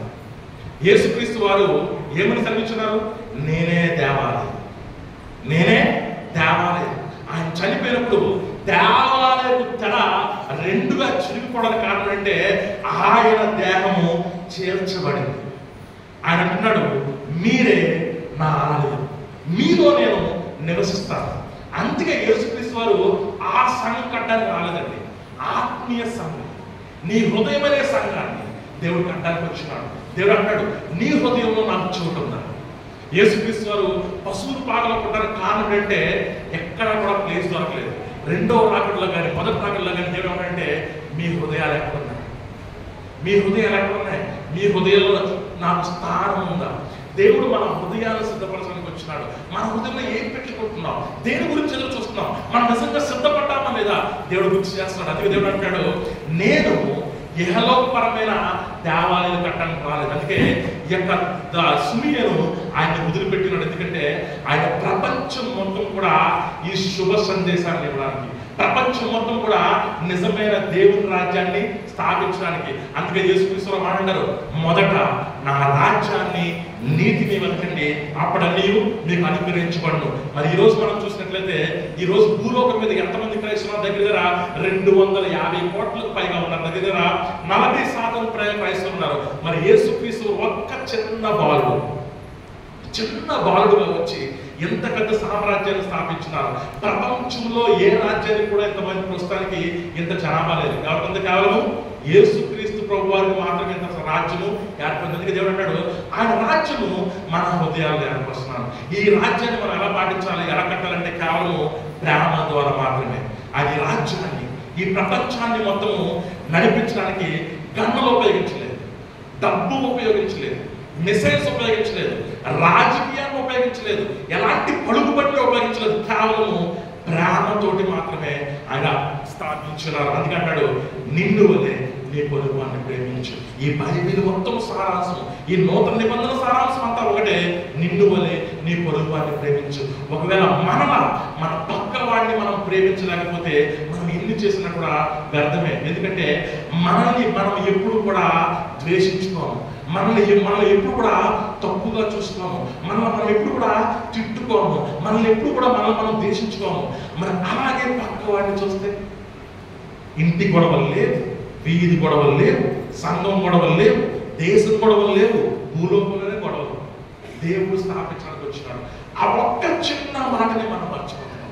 మనం ఎప్పుడు కూడా మీరని కాదు, ప్రపంచం మొత్తము ఏదో పెద్దలు కడేద్దాం అనుకుంటున్నారు. ఆ రోజు యేసుక్రీస్తు పునరుద్ధానము ఆయన ప్రత్యక్ష చూసినప్పుడు, ఆయన యొక్క పునరుద్ధాన ప్రత్యక్షత ఆరోహమైనప్పుడు, ఆయన యొక్క రూపాంతరం చెందినప్పుడు ఆయన కృష్ణ ఏమన్నారు, ప్రభా నీకోటి, ఏరియా కోటి, మోస కోటి మేము ఏం కడతారో పెద్ద పర్ణశాల కడేస్తామన్నారు. దేవుడు అన్నాడు, మీరు కాముగానే పడాలి, దేవుడు అవ్వడం ఆయన చెప్పి మాట్లాడాలంటే. But we are busy like gentiles to build a Babylon. వాళ్ళు ఎలాగైతే గోపురాలు కడుతున్నారో మనం కూడా అలాంటి గోపురాలు కట్టడానికే మనం ఇంకా సిద్ధపడుతున్నాం. కానీ దేవుడు మాట విని వాటికి తగ్గట్టు జీవించడమే ఆయనకు కావలసిన ఇష్టమైన పని. అందుకే యేసుక్రీస్తు చెప్తున్నారు, ఎవరైతే నా మాట విని వాటి మీద తన జీవితాన్ని కట్టుకుంటారో వాడు బండ మీద తన ఇల్లు కట్టుకునే వాడి రూపంలో ఉంటుంది. ఈరోజు బైబిల్ మన చేతిలో ఉంటుండగా, ఎంత జ్ఞానం మన దగ్గర ఉండగా, ఎంత వాక్యం మన దగ్గర ఉండగా దేవుని మాటల మీద మన జీవితాన్ని కట్టుకుంటున్నామా? It's time. యేసుక్రీస్తు వచ్చింది యెరూషలేములో మరలా నూతన కట్టడానికి రాలేదు, ఎప్పుడు కూడా కట్టబడలేదు. మరలా దాని గురించి మనకు ఆశం. ఈరోజు ఈ మతం అంతా కూడా దేని వైపు చూస్తుందంటే, ఒక ప్రాంతం కావాలా, కొన్ని గోడలు ఉండాలా, గొప్పగా ఉండాలి, ఇదే మతం నేర్పిస్తుంది. కానీ యేసుక్రీస్తు అది చెప్పట్లేదు. నీ హృదయం ఏ విధంగా, నీ హృదయంలో ఫలాలే, ఈ ఫలాలు ఆత్మీయ ఫలాలే. యోహాను అంటున్నాడు, ఇదిగో గొడ్డలి చెట్టు వేరన గట్టి ఉంది, ఫలము లేని చెట్లైనా కొట్టేస్తా అంటున్నాడు. ఈరోజు మనం నూతన సంవత్సరంలోకి వచ్చినాము. ఈరోజు పరీక్షించుకుందాము అన్ని ఫలాలు మనలో ఉన్నాయని. ఏ ఫలాలు ఇంకా మనలో లోటుగా ఉన్నాయి. చివరిగా ఈరోజు పత్రికా పాఠం ఒకసారి మనం జ్ఞాపకం చేసుకుని ఈరోజు వాక్యాన్ని ముగిద్దాం. మన చూసిన గలతీయులకు రాసిన పత్రిక, గలతీయులకు రాసిన పత్రిక 3వ అధ్యాయము 20 నుంచి మనం చూద్దాం. 3వ రాసిన పత్రిక 3వ అధ్యాయము 23 నుంచి 29. ఇక్కడ మనం చూసినట్లయితే క్లుప్తంగా నేను చదివిస్తున్నాను. విశ్వాసము వెల్లని కాక మునుపు ఇక ముందుకు బయలుపరచబో విశ్వాసం అవలంబింపవలసిన వారముగా చెరలో ఉంచబడినట్టు మనము ధర్మశాస్త్రముకు లోనైన వారము కాదు. ఇక్కడ చాలా గమనించండి. మొట్టమొదటిగా దేవుడు తన యొక్క దర్శనాన్ని కోరేసుకిచ్చున్నాడు భౌతికంగా. తర్వాత ఆ వాక్యము యేసుక్రీస్తు ద్వారా నెరవేరింది. ఇప్పుడు మనము ఏం చేయాలంటే ఆత్మ రూపంలో మనం ఏం చేయాలి? కోరేసు చేశాడు, యేసుక్రీస్తు చేశాడు. ఇప్పుడు మనం ఏం చేయాలంటే మనము విశ్వాసంలో ఏ విధంగా ఉన్నాం. అందుకే వాక్యం ఏం తెలుస్తుందంటే, విశ్వాసం అవలంబించిన వారుగా చెరలో ఉండబడినట్టు మనము ధర్మశాస్త్రములకు లోబడిన వారు కాదు. ఇక్కడ ధర్మశాస్త్రం దేనికి కూడా లోబడిన వారు కాదు. మనం కేవలం విశ్వాస సంబంధులు మాత్రమే. విశ్వాసము ద్వారా మాత్రమే మనము దేవుని కుమారులు అవుతాం తప్ప మరి దేని వల్ల కూడా దేవుని కుమారులు అవ్వలేము. ఇక్కడ గ్రీసు దేశం భేదం లేదు, యూదా దేశం భేదం లేదు, ఏ భేదము లేదు. అందరూ కూడా దేవుని కుమారులు అవ్వగలరు. కేవలం ఇశ్రాయేలు మాత్రమే కాదు, కేవలం యూదా గోత్రం వారే కాదు, కేవలం దేవుడు ఎన్నుకున్న వారు మాత్రమే కాదు. ఈ ప్రపంచంలో ఎవరన్నా సరే దేవుని కుమారులు అవ్వగలరు, దేవునికి నిజమైన సేవకులు అవ్వగలరు. ఎవరంటే ఎలా అంటే విశ్వాసం ద్వారా మాత్రమే. ఆ విశ్వాసం ద్వారా మాత్రమే మనం దేవుని రాజ్యానికి ప్రవేశించగలం తప్ప మరి దేని వల్ల కాదు. మనం ఎన్ని చేసినా కానీ విశ్వాసం లేకపోతే కదా మన క్రియలన్నీ కూడా మృతమే. లాస్ట్ లో మనం చూసినట్లయితే, మీరు క్రీస్తు సంబంధం అయితే మీ పక్షముతో అబ్రహాం యొక్క సంతానమై ఉండి వాగ్దాన ప్రకారము వారసులే ఉన్నారు. క్లుప్తంగా చిన్న విషయం మీకు చెప్పి నేను ముగిస్తాను. మనం చూసినట్లయితే అబ్రహామును దేవుడు ఎన్నుకున్నాడు. యాకోబు జీవితంలో ఇజ్రాయేలుగా దేవుడు ఏర్పరచుకున్నాడు. వాళ్ళ ద్వారా ఇజ్రాయేలు దేవుడు ఏర్చుకున్నాడు. ఆయన రాజ్యాన్ని స్థాపించున్నాడు. ఆయన సింహాసనాన్ని ఏర్పరచుకున్నాడు. ప్రవక్తలు పంపినాడు, రాజులు పంపినాడు, యేసుక్రీస్తు వారు వచ్చున్నారు. ఎందుకు? అబ్రహాము ఇచ్చిన వాగ్దానం ఏంటి? ఈ భూలోకంలో అనేక మందిని నీకు బిడ్డలుగా చేస్తాడు, నువ్వు అనేక మందిని తండ్రిగా అవుతామంటున్నాడు. ఈ రోజు వాగ్దాన రూపంలో అది నెరవేరాలి. ఈ రోజు ఇశ్రాయేలు లెక్క కేవలము 1,44,000 మాత్రమే పరిమితమైంది. ప్రాంతాలలో మనం చూస్తున్నాం. కానీ మిగతా వారి సంఖ్య లెక్కింపబడలేని సంఖ్య. ఎందుకంటే మన అందరం వాళ్ళ లిస్టులో ఉన్నాం. హల్లెలూయా. నువ్వు రక్తం ప్రకారం అబ్రహాము కొడుకు పుట్టక్కర్లేదు, నువ్వు రక్తం ప్రకారం యాకోబు సంతానం లేకపోయినా పర్లేదు. కానీ విశ్వాసం ఉంటే ఆయన పక్కన కూర్చున్న అవకాశం దేవుడు ఇవ్వబోతున్నాడు. కేవలం విశ్వాసం ద్వారా మాత్రమే తప్ప మరి దేని ద్వారా కాదు. అందుకే దేవుడు చెప్తున్నాడు, మొదలుగా చెప్పినాడు, మనం తవ్వినప్పుడు నీళ్ళే వస్తాయి, ఇంకా లోపల కరువులు ఉన్నాయి. ఎక్కడున్నా మన విశ్వాసం? కోరేసు చేసిన మంచి దగ్గర ఆగిపోతున్నామా? లేకపోతే యేసుక్రీస్తు వారు చేసి వెళ్ళిపోయిన దాని గురించి మనం ఆలోచిస్తున్నామా? నీ బాధ్యత ఏది? ఈరోజు నిన్ను పిలుస్తున్నాడు, నా సేవకుడా అని పిలుస్తున్నాడు. సేవకుడు ఉండాల్సిన లక్షణాలు మనం చూస్తున్నాం. ఆ లక్షణాలు మనలో ఉన్నాయా లేదా? నువ్వు విధేయత చూపిస్తున్నావా? దేవుని మాట వినగలుగుతున్నావా? దేవుని చిత్తానుసారంగా జీవించగలుగుతున్నావా? దేవునికి ఇష్టమైనగా ఉండగలుగుతున్నావా? దేవునికి ఇష్టమైన పనులు చేయగలుగుతున్నావా? నువ్వు సేవలు ఉండాలి. ఇంకా అనేక మంది బంధకాలలో ఉన్నారు. చీకటి అనే బంధకాలు, పాపం అనే చీకటి, పాపం అనే బంధకాలు, పాపం అనే గుడ్డితనంతో ఉన్నారు. వాళ్ళు అలాగే నశించిపోతారు. మనం ఏ మాత్రము ఆ సేవకుడి పాత్ర మనము తీసుకోకపోతే వాళ్ళు అలాగే నశించిపోతారు. యేసుక్రీస్తు చెప్పినట్టుగా మనం వాచ్మ్యాన్స్ గా దేవుడు ఏర్పరుచున్నాడు. ఈ రోజు కనుక నీ చుట్టుపక్కల ఉన్న వారికి నువ్వు దేవుని ప్రేమను చూపించలేకపోతే, చెప్పడం పక్కన పెడదాం, అట్లీస్ట్ చూపించలేకపోతే మనమే దానికి కారణం. దేవుడు మనల్ని ఎక్కడబోతున్నాడు. ఈ రోజు ఆత్మీయంగా నువ్వు దేవుని సేవలుగా ఉండబోతున్నావా? 2025లో మనం ప్రవేశించున్నాం. 24 సంవత్సరాలు వెళ్ళిపోయారు. ఈ నూతన సంవత్సరం వలన మనం ఆయన బిడ్డగా మారదామా? ఆయనకి ఇష్టమైన వాడిగా మారదామా? ఆయన గుంపులో మనం ఉన్నామా? ఆయనకి ఇష్టమైన బిడ్డగా మారి ఆయన చిత్తాన్ని నెరవేర్చే వరకు ఉందామా? పరిశుద్ధాత్మ దేవుని సహాయం అందరి మీద ఉండి మరి ఈ సంవత్సరం అనేక మందికి దీవెనకరంగా, మాదిరికరంగా ఉండాలని నేను మనస్ఫూర్తిగా కోరుతున్నాను. నా ప్రియమైన బిడ్డలారా, మీరు అనుకోవచ్చు, మార్టిన్ లూథర్ గారు 15వ శతాబ్దంలో ఆయన ఎంతో రిఫర్మేషన్ చేశారు. ఇప్పుడు కూడా రిఫర్మేషన్ కావాలండి. ఇప్పుడు కూడా చాలా రిఫర్మేషన్ కావాలి. ఏది మనం 15వ శతాబ్దం గురించి ఆలోచిస్తున్నామా? ఇప్పటి రిఫర్మేషన్ గురించి ఆలోచించే వాళ్ళు ఎవరు? మిమ్మల్ని అందరూ దేవుడు సేవగా పెడుతున్నాడు. ఎవరు చేయగలరు? నేను ఎలా కూర్చున్నవాడిని, కానీ ఈరోజు దేవుడు నన్ను పిలిచి మీ ముందు నుంచే పెట్టి ఈ పరిశుద్ధమైన పవిత్రమైన వాక్యం చెప్పడానికి ఎన్నుకున్నాడు. నువ్వు కనుక సిద్ధపడితే ఇదే ప్లాట్ఫామ్ అని కాదు, ఏదో విధంగా దేవుడిని వాడుకుని రిఫర్మేషన్ చేయడం దేవుడు వాడుకోబోతున్నాడు. దేవుడు ఈ నూతన సంవత్సరంలో నూతన వాగ్దానంతో, నూతన ఆత్మతో, నూతన అభిషేకంతో, నూతన ఫలములతో మిమ్మల్ని, మీ కుటుంబాలని బహుగా దీవించి అనేక మందిని దీవెనకరంగా, అనేక మందిని చీకటి నుంచి దీపించేవారుగా మిమ్మల్ని అందరినీ వాడుకోవాలని హృదయపూర్వకంగా కోరుకుంటూ ఈ వాక్యాన్ని ముగిస్తున్నాను. దేవుడి చిన్న వాక్యాన్ని దీవించబడి గాక. ఆమేన్.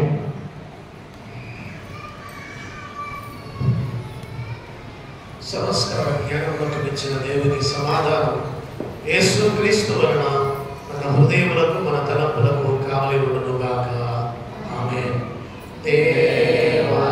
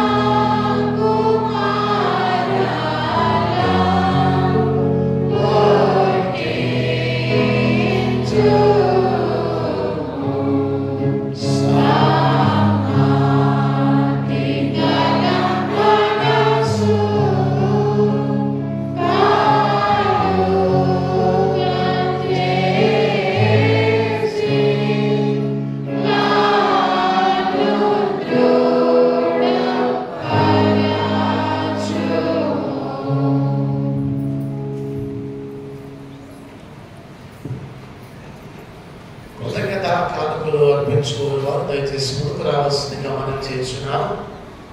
కృతజ్ఞత కానుకలు అర్పించుకోవారు. దయచేసి ముందుకు రావాల్సిందిగా మనం చేస్తున్నాం. శ్రీయేసురాజునకే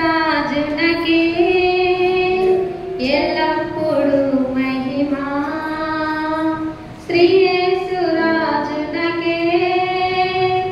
ఎల్ల మహిమా నీ జీవితం ద్వారా కలుగునుగాక. నీ జీవితం ద్వారా కలుగునుగాక. హల్లెలూయా ఆమేన్. హల్లెలూయా ఆమేన్.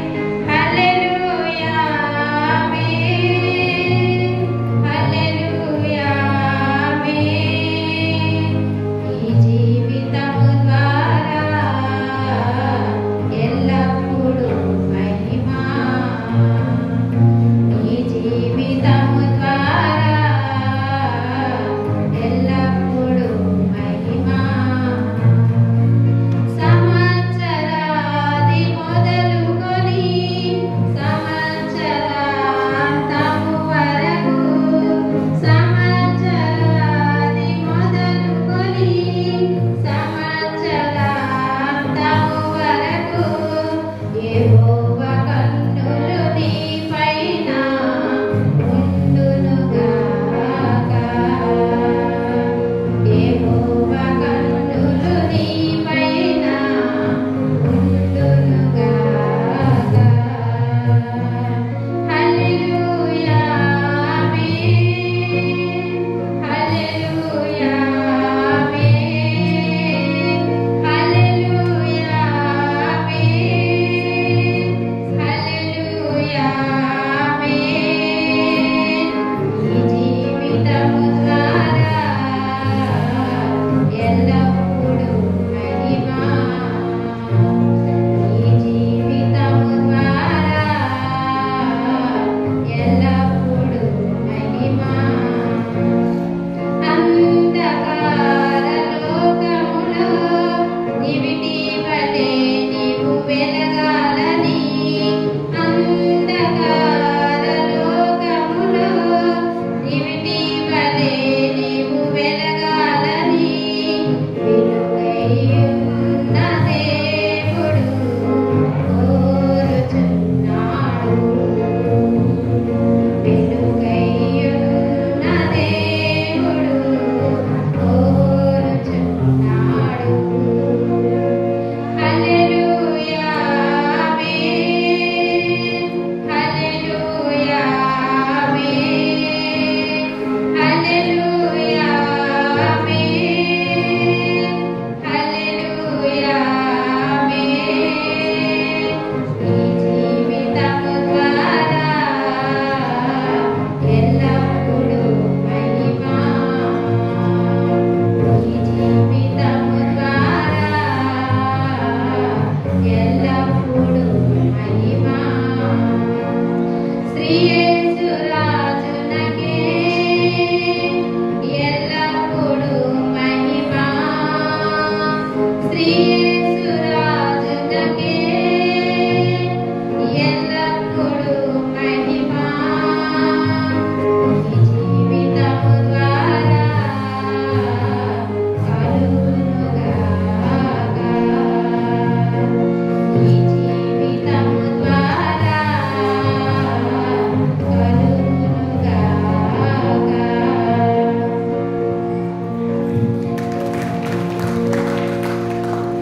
ప్రత్యేక పాట పాడిన ఒకటి పిల్లలంతా కుమారి గారి వందనాలు.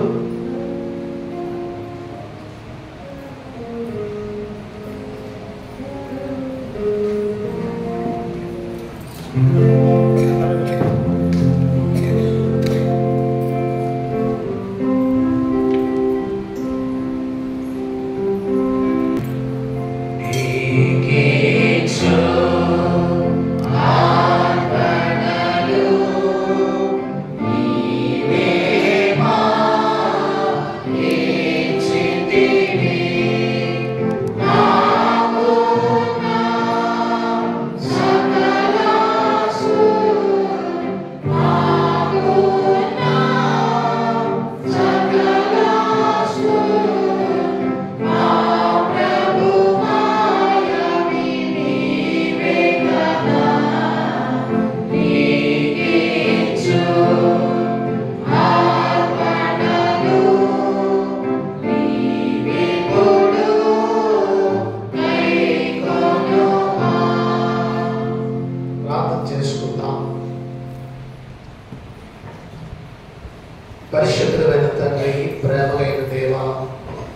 కృపగైన మా రక్షకుడా, మీ పరిశుద్ధమైన నామానికి వందనాలు నాయనా. మా జీవితాల్లో మరి యొక్క నూతన సంవత్సరాన్ని ఇవిగా దయచేశారు, అందులో బట్టి మీకు వందనాలు. ఈ నూతన సంవత్సర దినాన మీ పరిశుద్ధ సన్నిధానంలో చేరి మిమ్మల్ని స్తుతించటానికి, ఆరాధించటానికి, గణపరచటానికి మీరు అనుగ్రహించిన మీ కృప కొరకు ప్రత్యేకంగా వందనాలు అయ్యా. మేము సజీవ లెక్కలో ఉన్నామంటే అది కేవలం మీ కరుణ, మీ కృప, మీ వాత్సల్యం తప్ప మరేమి కాదు నాయనా. అనుదినము మా మీద మీకు నూతనమైన వాత్సల్యత పుట్టుచున్నందుకు ప్రత్యేకంగా మీకు వందనాలు చెల్లిస్తున్నాం. దయగల ప్రభా, ఆరాధనలో అర్పించబడిన కానుకలను మీరు ఆశీర్వదించమని వేడుకుంటున్నాం ప్రభా. పుచ్చుకొనుట కంటే ఇచ్చుట ధన్యము అని మీరు సెలవించారు. ఇచ్చిన ప్రతి హస్తాన్ని జ్ఞాపకం చేసుకోండి. రెట్టింపు దీనలతో వారిని ఎప్పటి నాయన ఈ కానుకలు మీ సేవలు మీ నామ మహిమార్థమై వాడబడ్డాలన మీ కృప ప్రసాదించమని వేడుకుంటున్నా. అయా మీ దాసు కనుకమరుగా నిలబెట్టి ఈ దినాన మాకు అందించిన నూతన సంవత్సర సందేశం కొరకు వందనాలు చెల్లించుకుంటున్నాం ప్రభువా. మా జీవితాల్లో మీ చిత్తం ఏమై ఉందో మేము గ్రహించిన వారిగా ఇదిగో మా తండ్రి సమయం మీ రక్షణ కనులారా చూశారు నాయన. ఆ రక్షణ భాగ్యాన్ని మాకు అనుగ్రహించారు. ఆ రక్షణ భాగ్యాన్ని మేము పోగొట్టుకోకుండా ఇదిగో మా తండ్రి మీ బిడ్డలుగా ఈ లోకంలో మీ నామానికి భయంకరంగా మేము జీవించడానికి మీ కృప దయచేయమని వేడుకుంటున్నాం ప్రభువా. ఆయన మీకు వందనాలు.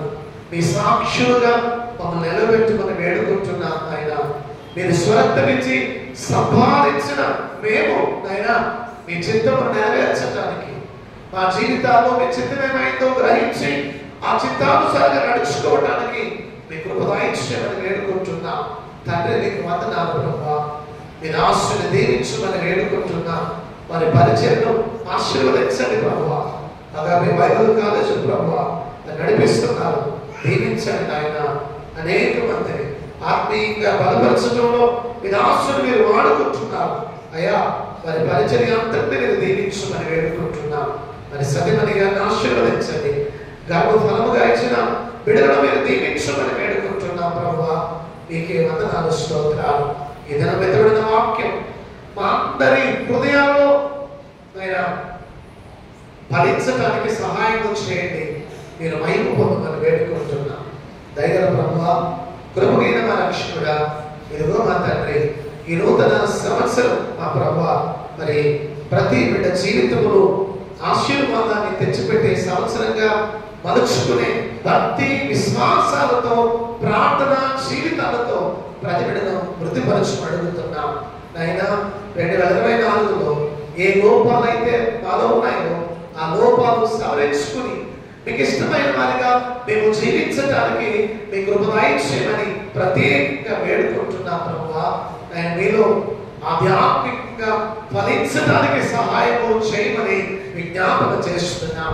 మీరు కూడా సమీపమవుతుండగా ఇదిగో మా తండ్రి మేము సంసిద్ధులు కావడానికి సహాయం ఇవ్వండి. మీరు మహిమ పొందమని వేడుకుంటున్నాం. దయగల మా తండ్రి మా సర్వలోని ప్రతి కుటుంబాన్ని జ్ఞాపకం చేసుకోండి. మీ ఆశీర్వాదముల చేత నింపడిన ఆయన ఈ నూతన సంవత్సరం ఆయన ప్రతి ఆర్థిక అవసరత మీ మహిమలో తీర్చబడటానికి, వారు పోషించబడటానికి సహాయము దయచేయమని ప్రత్యేకంగా వేడుకుంటున్నాం. శోధనలు, సమస్యలు, ఇబ్బందులు, ఇరుకుల నుండి విడిపించండి. సమాధాన సంతోషముల చేత ప్రతి కుటుంబాన్ని మీరు నింపుమని వేడుకుంటున్నాం ప్రభువా. మీకు వందనాలు. అనారోగ్య స్థితిలో బాధపడుతున్న వారిని మీ దగ్గర గాయపడిన హస్తము చేత మీరు ముట్టండి ప్రభువా. స్వస్థపరచండి. సంపూర్ణమైన ఆరోగ్యం చేత నింపమని ప్రత్యేకంగా వేడుకుంటున్నాం. వందనాలు నాయన. కోటేశ్వరరావు గారిని ముట్టండి, స్వస్థపరచండి. ఆరోగ్యం చేత నింపండి నాయన. పద్మనాథ గారిని జ్ఞాపకం చేసుకోండి నాయన. ఆ సోదరు ప్రభువా పూర్తి స్వస్థత పొందుకుని సంపూర్ణమైన ఆరోగ్యం చేత మీ దాసులను నింపమని అడుగుతున్నాం. ఆయన ప్రభు నాగేశ్వర రేఖ మరి ప్రభు బంధువులు ఆయన భాగ్యవతి గారి కొరకు విజ్ఞాపన చేస్తున్నాం. అయ్యా మీ దాసులని జ్ఞాపకం చేసుకోండి నాయన. వారిని మీ దగ్గర గాయపడిన హస్తము చేత ముట్టండి, స్వస్థపరచండి. ఆరోగ్యం చేత నింపుమని వేడుకుంటున్నాం. ఇంకా మాకు తెలియకుండా ఎవరైతే బలహీనులుగా ఉన్నారో, అనారోగ్యంతో బాధపడుతున్నారో వారిని మీరు జ్ఞాపకం చేసుకుని అడుగుతున్నాం. ఆరోగ్యం చేత నింపండి. మీ దాసులు నైనా వీరరాజు గారిని మరి ప్రార్థన చేస్తున్నాం. అయ్యా మరి ఆరోగ్యం చేత వారిని బలపరచండి, కృప చేత నింపండి నాయన. మీ శక్తిని అనుగ్రహించమని వేడుకుంటున్నాం తండ్రి. మీకు వందనాలు స్తోత్రములు చెల్లిస్తున్నాం. దయగల మా ప్రభువా, ఇదిగో మా తండ్రి, అడ్వెంట్ సీజన్ మొదలుకొని ఈ దినం వరకు నాయన ప్రతి ఆరాధనలో మీ సహాయము అనుగ్రహించారు. అందును బట్టి ప్రత్యేకంగా మీకు వందనాలు స్తోత్రాలు చెల్లించుకుంటున్నాం నాయన. మా చంద్ర గారు, మా బీసీసీ సభ్యులను బట్టి ప్రత్యేకంగా వందనాలు. వారిని ఆశీర్వదించండి. ఈ సంవత్సరం ఈ పండుగ చక్కగా జరిగించుకోవటానికి వారు ప్రయాసపడ్డారు. వారందరిని మీరు దీవించండి. అదే కాక మా ప్రభువా, ఎక్కడ ఉన్నాయినా నా మా తండ్రి, మాది కమిటీ సభ్యులు కూడా ప్రయాసపడ్డారు. ఎక్కడో నేను కమిటీలో ఉన్నటువంటి బిడ్డలు ప్రయాసపడ్డారు. వారందరినీ జ్ఞాపకం చేసుకోండి నాయన. మా తండ్రి మీకు స్తోత్రాలు.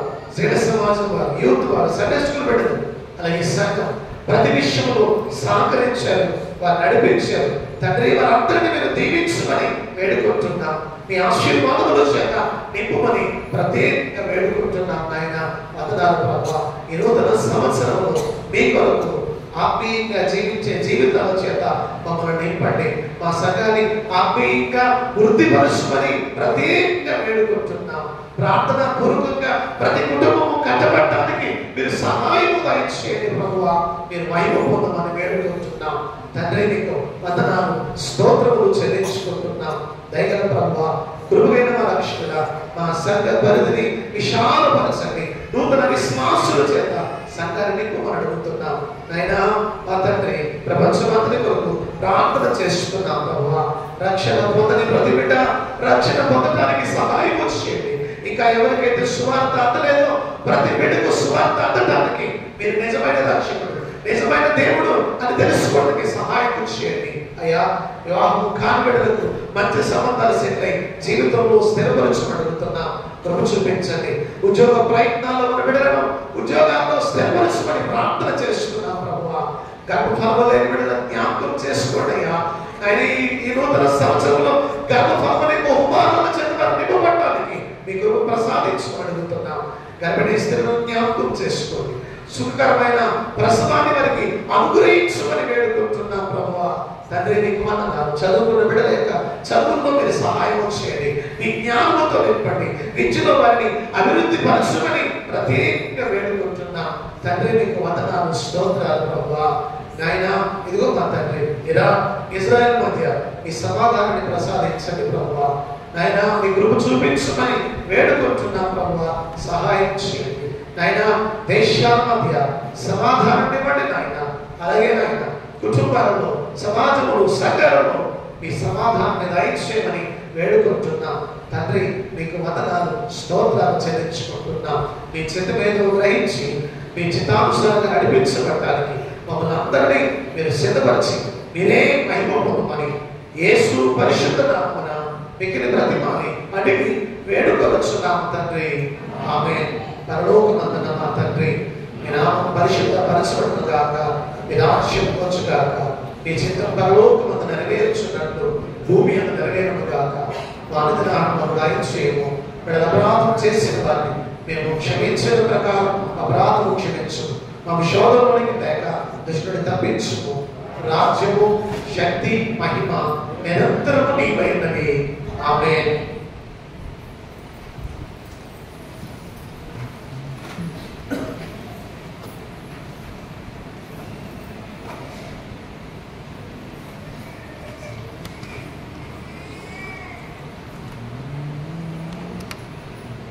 ప్రభునందు మిగిలిన వాళ్ళారా, ప్రభు నామమున మీ అందరికీ నూతన సంవత్సర శుభాకాంక్షలు తెలియజేస్తున్నాను.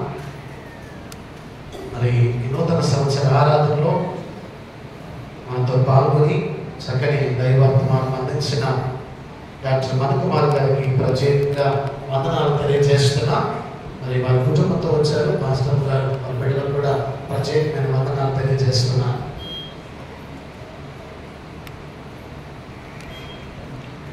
రాత్రి క్యాంప్ ఫైర్ ఏర్పాటు చేసిన డాక్టర్ చంద్రరావు గారికి, శ్యామ్ సుందర్ గారికి, శ్యాంపాల్ గారికి, బాలుకు, నానికి, సండే స్కూల్ బిడ్డలందరికీ ప్రత్యేకమైన వందనాలు తెలియజేస్తున్నాం. అలాగే మరి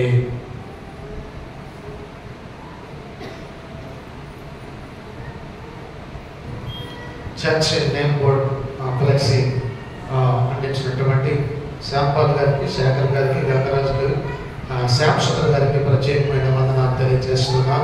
ప్రభునందు ప్రేమైన వారులారా, మరి కమిటీలు వేసుకుని అవన్నీ కార్యక్రమాలు నిర్వహించడంలో కమిటీలు వారందరూ మరి చక్కగా ప్రయాసపడ్డారు. వారికి ప్రత్యేక వందనాలు. క్రిస్మస్ రోజునే అందరికీ వచ్చి నేను జ్ఞాపకం చేశాను కనుక మరొకసారి సమయం తీసుకోవట్లేదు. ఆ కమిటీ వారందరికీ ప్రత్యేకమైన వందనాలు.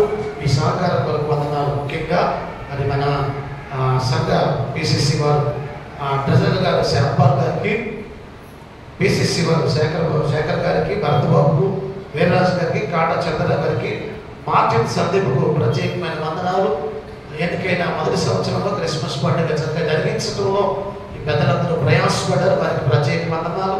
అలాగే మరి పాత ఆడా కమిటీ సభ్యులు కూడా మరి సహకరించిన వారందరూ కూడా ప్రత్యేకమైన వందనాలు తెలియజేస్తున్నాను. అలాగే మరి ఈ కార్యక్రమానికి సహకరించిన సభ్య సభ్యులందరికీ ప్రత్యేకమైన వందనాలు. స్త్రీల సమాజం వారికి ప్రత్యేక వందనాలు. యూత్ వారికి ప్రత్యేక వందనాలు. సండే స్కూల్ బిడ్డలకు కూడా ప్రత్యేకమైన వందనాలు తెలియజేస్తున్నాను. వచ్చే శుక్రవారం రాత్రి 7 గంటలకు ఉపవాస కూడిక జరుగుతుంది. దయచేసి అందరూ పాల్గొనండి. నూతన సంవత్సరం అయిపోయింది, మనం వెళ్ళలేదు అనుకోకుండా శుక్రవారం కూడిక అందరూ కూడా పాల్గొనాలి. దైవ ఆశీర్వాదం పొందాలి.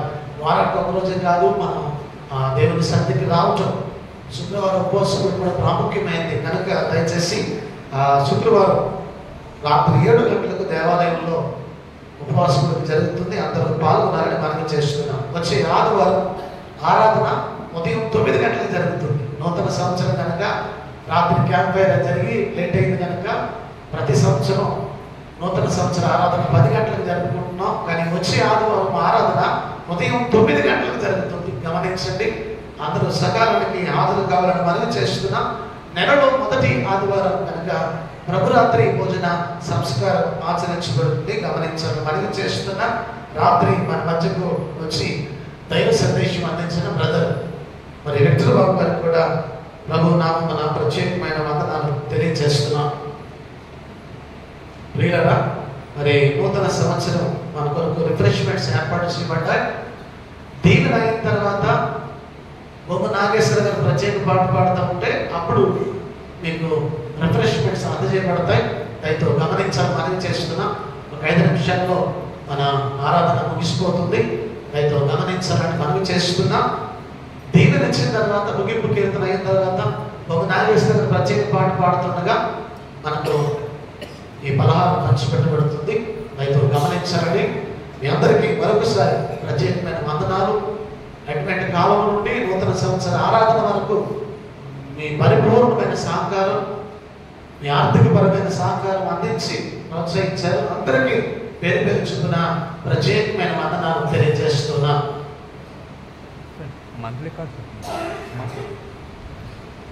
ప్రభుత్వ ప్రియమైన వాళ్ళారా, మరి ఈ నెల మంత్లీ కార్డ్స్ మీకు ఆదివారం వరకు అందజేయబడతాయి లేదా ఆదివారం రాసి బయట బ్యాగ్లో పెట్టబడతాయి. మీతో గమనించాలి మనం చేస్తున్న నూతన ప్లేట్ కార్డ్స్ మరి వచ్చే ఆదివారానికి ఎలా పేరు రాసి సిద్ధపరిచి ఆ కవర్లో పెట్టబడతాయి. మీతో గమనించాలి మనం చేస్తున్నా. చాలా మంది అడుగుతున్నారని విన్నాను. వచ్చే ఆదివారానికి మేము కానుక వేయడానికి సిద్ధంగా అవి సిద్ధపరచబడతాయి. గమనించాలి మనం చేస్తున్నా. వాటి పేర్లు ఆ పేర్లు కార్డ్స్ మీద రాసి సిద్ధపరిస్తే వచ్చే ఆదివారానికి అందించవచ్చు. అయితే గమనించాలని మనం చేస్తున్నాం. 86వ కీర్తన, ఆశీర్వాదాలు మా మీద వర్షింపజేయుమీశ అనే కీర్తన పాడుకుంటాం. ఆంధ్ర క్రైస్తవ కీర్తన పుస్తకం నుండి 386వ కీర్తన. ఆశీర్వాదాలు మా మీద వర్షింపజేయుమీశ ఆశతో నమ్మియున్నాము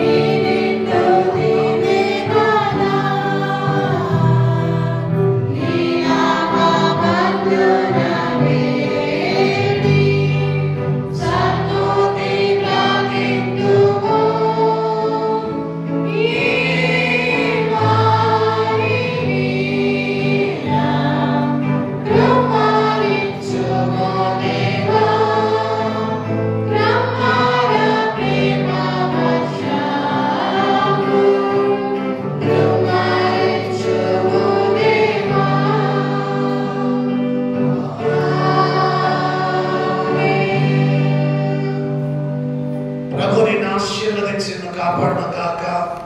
ప్రభు నీకు తన సన్నిధి ప్రకాశింపజేసిన కరుణించు కాక.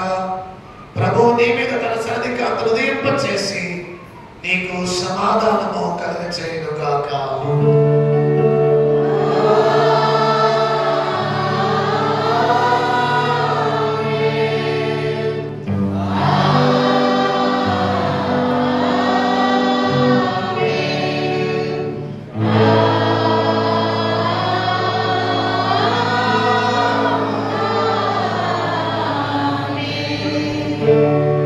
దీవెనతో సెలవిమ్ము కర్తా, మాకు నీ దీవెనతో సెలవిమ్ము కర్తా. దీవించి క్షేమపు దీవులను దయచేసి జీవపోషణ వార్తభావమున సమకూర్చి. దీవెనతో సెలవిమ్ము కర్తా, మాకు నీ దీవెనతో సెలవిమ్ము కర్తా. లోకమున నిన్ను వేడుకొని మేము నీ లోకమున కొనియాడుకొని శ్రీకరమగు దివ్యలోకములోకి ఏకముగా స్తోత్రములు నీకు చెల్లింపగా. దీవెనతో సెలవిమ్ము కర్తా, మాకు నీ దీవెనతో సెలవిమ్ము కర్తా. స్తుతి పితృపుత్ర శుద్ధాత్మ, శుభమిచ్చు స్తుతి పితృపుత్ర శుద్ధాత్మ. స్తుతించుము సర్వజీవి దివ్య సైన్యము, ప్రతులితాంబగు దేవుడని నిన్ను స్తుతించు. దీవెనతో సెలవిమ్ము కర్తా, మాకు నీ దీవెనతో సెలవిమ్ము కర్తా.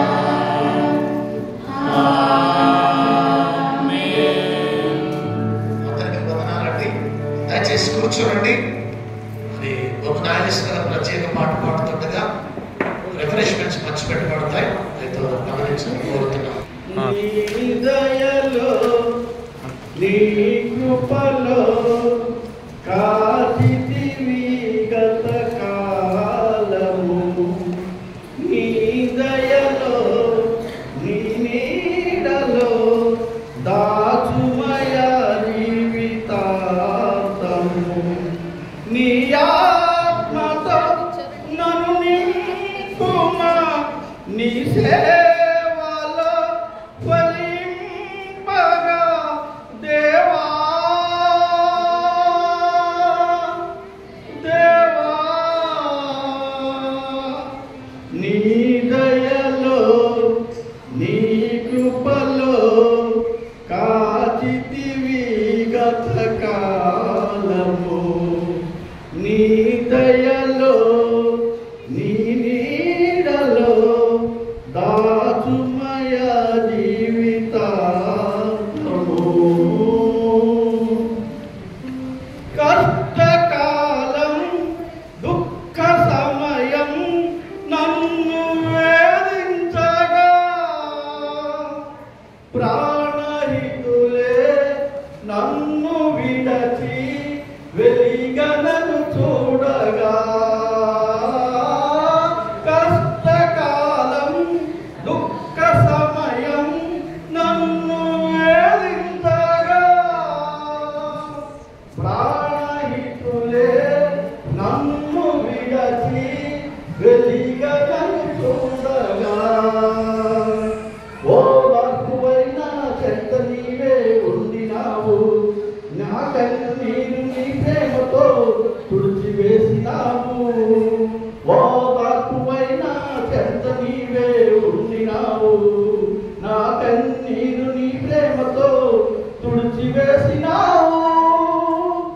ఏమి అద్భుత ప్రేమయా, ఏమి పాడనయా.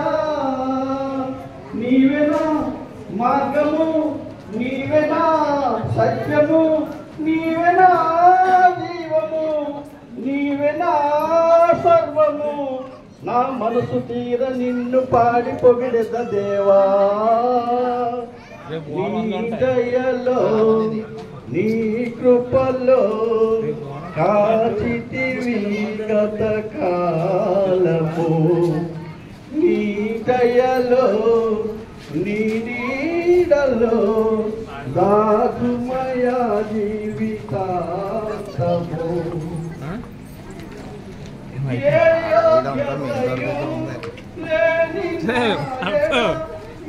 దీపు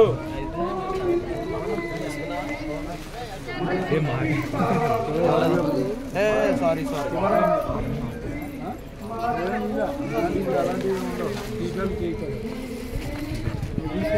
వీడియోగ్రాఫర్ నా బండికి తిట్టామా నా బండి పెట్టి చెట్టుగా ఉంది చెట్టుగా ఉంది నా బండి నీవేనా తోడుగా నీవేనా నీడగా ఆత్మతో నింపుమా శక్తి నా కొసగుమా నా చేయి పట్టి నన్ను నడుపు దేవా నీ దయలో నీ కృపలో కాచితివి గత కాలము నీ దయలో నీ నీడలో దాసుమయ జీవితాంతము నీ ఆత్మతో నన్ను నింపుమా నీ సేవలో ఫలింపగా దేవా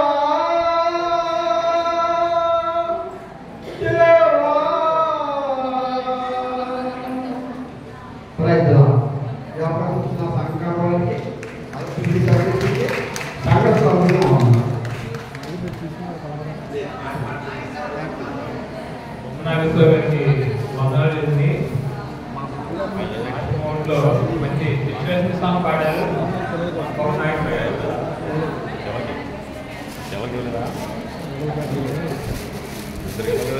నాలుగు బ్యాగులు ఉన్నాయి లోపలికి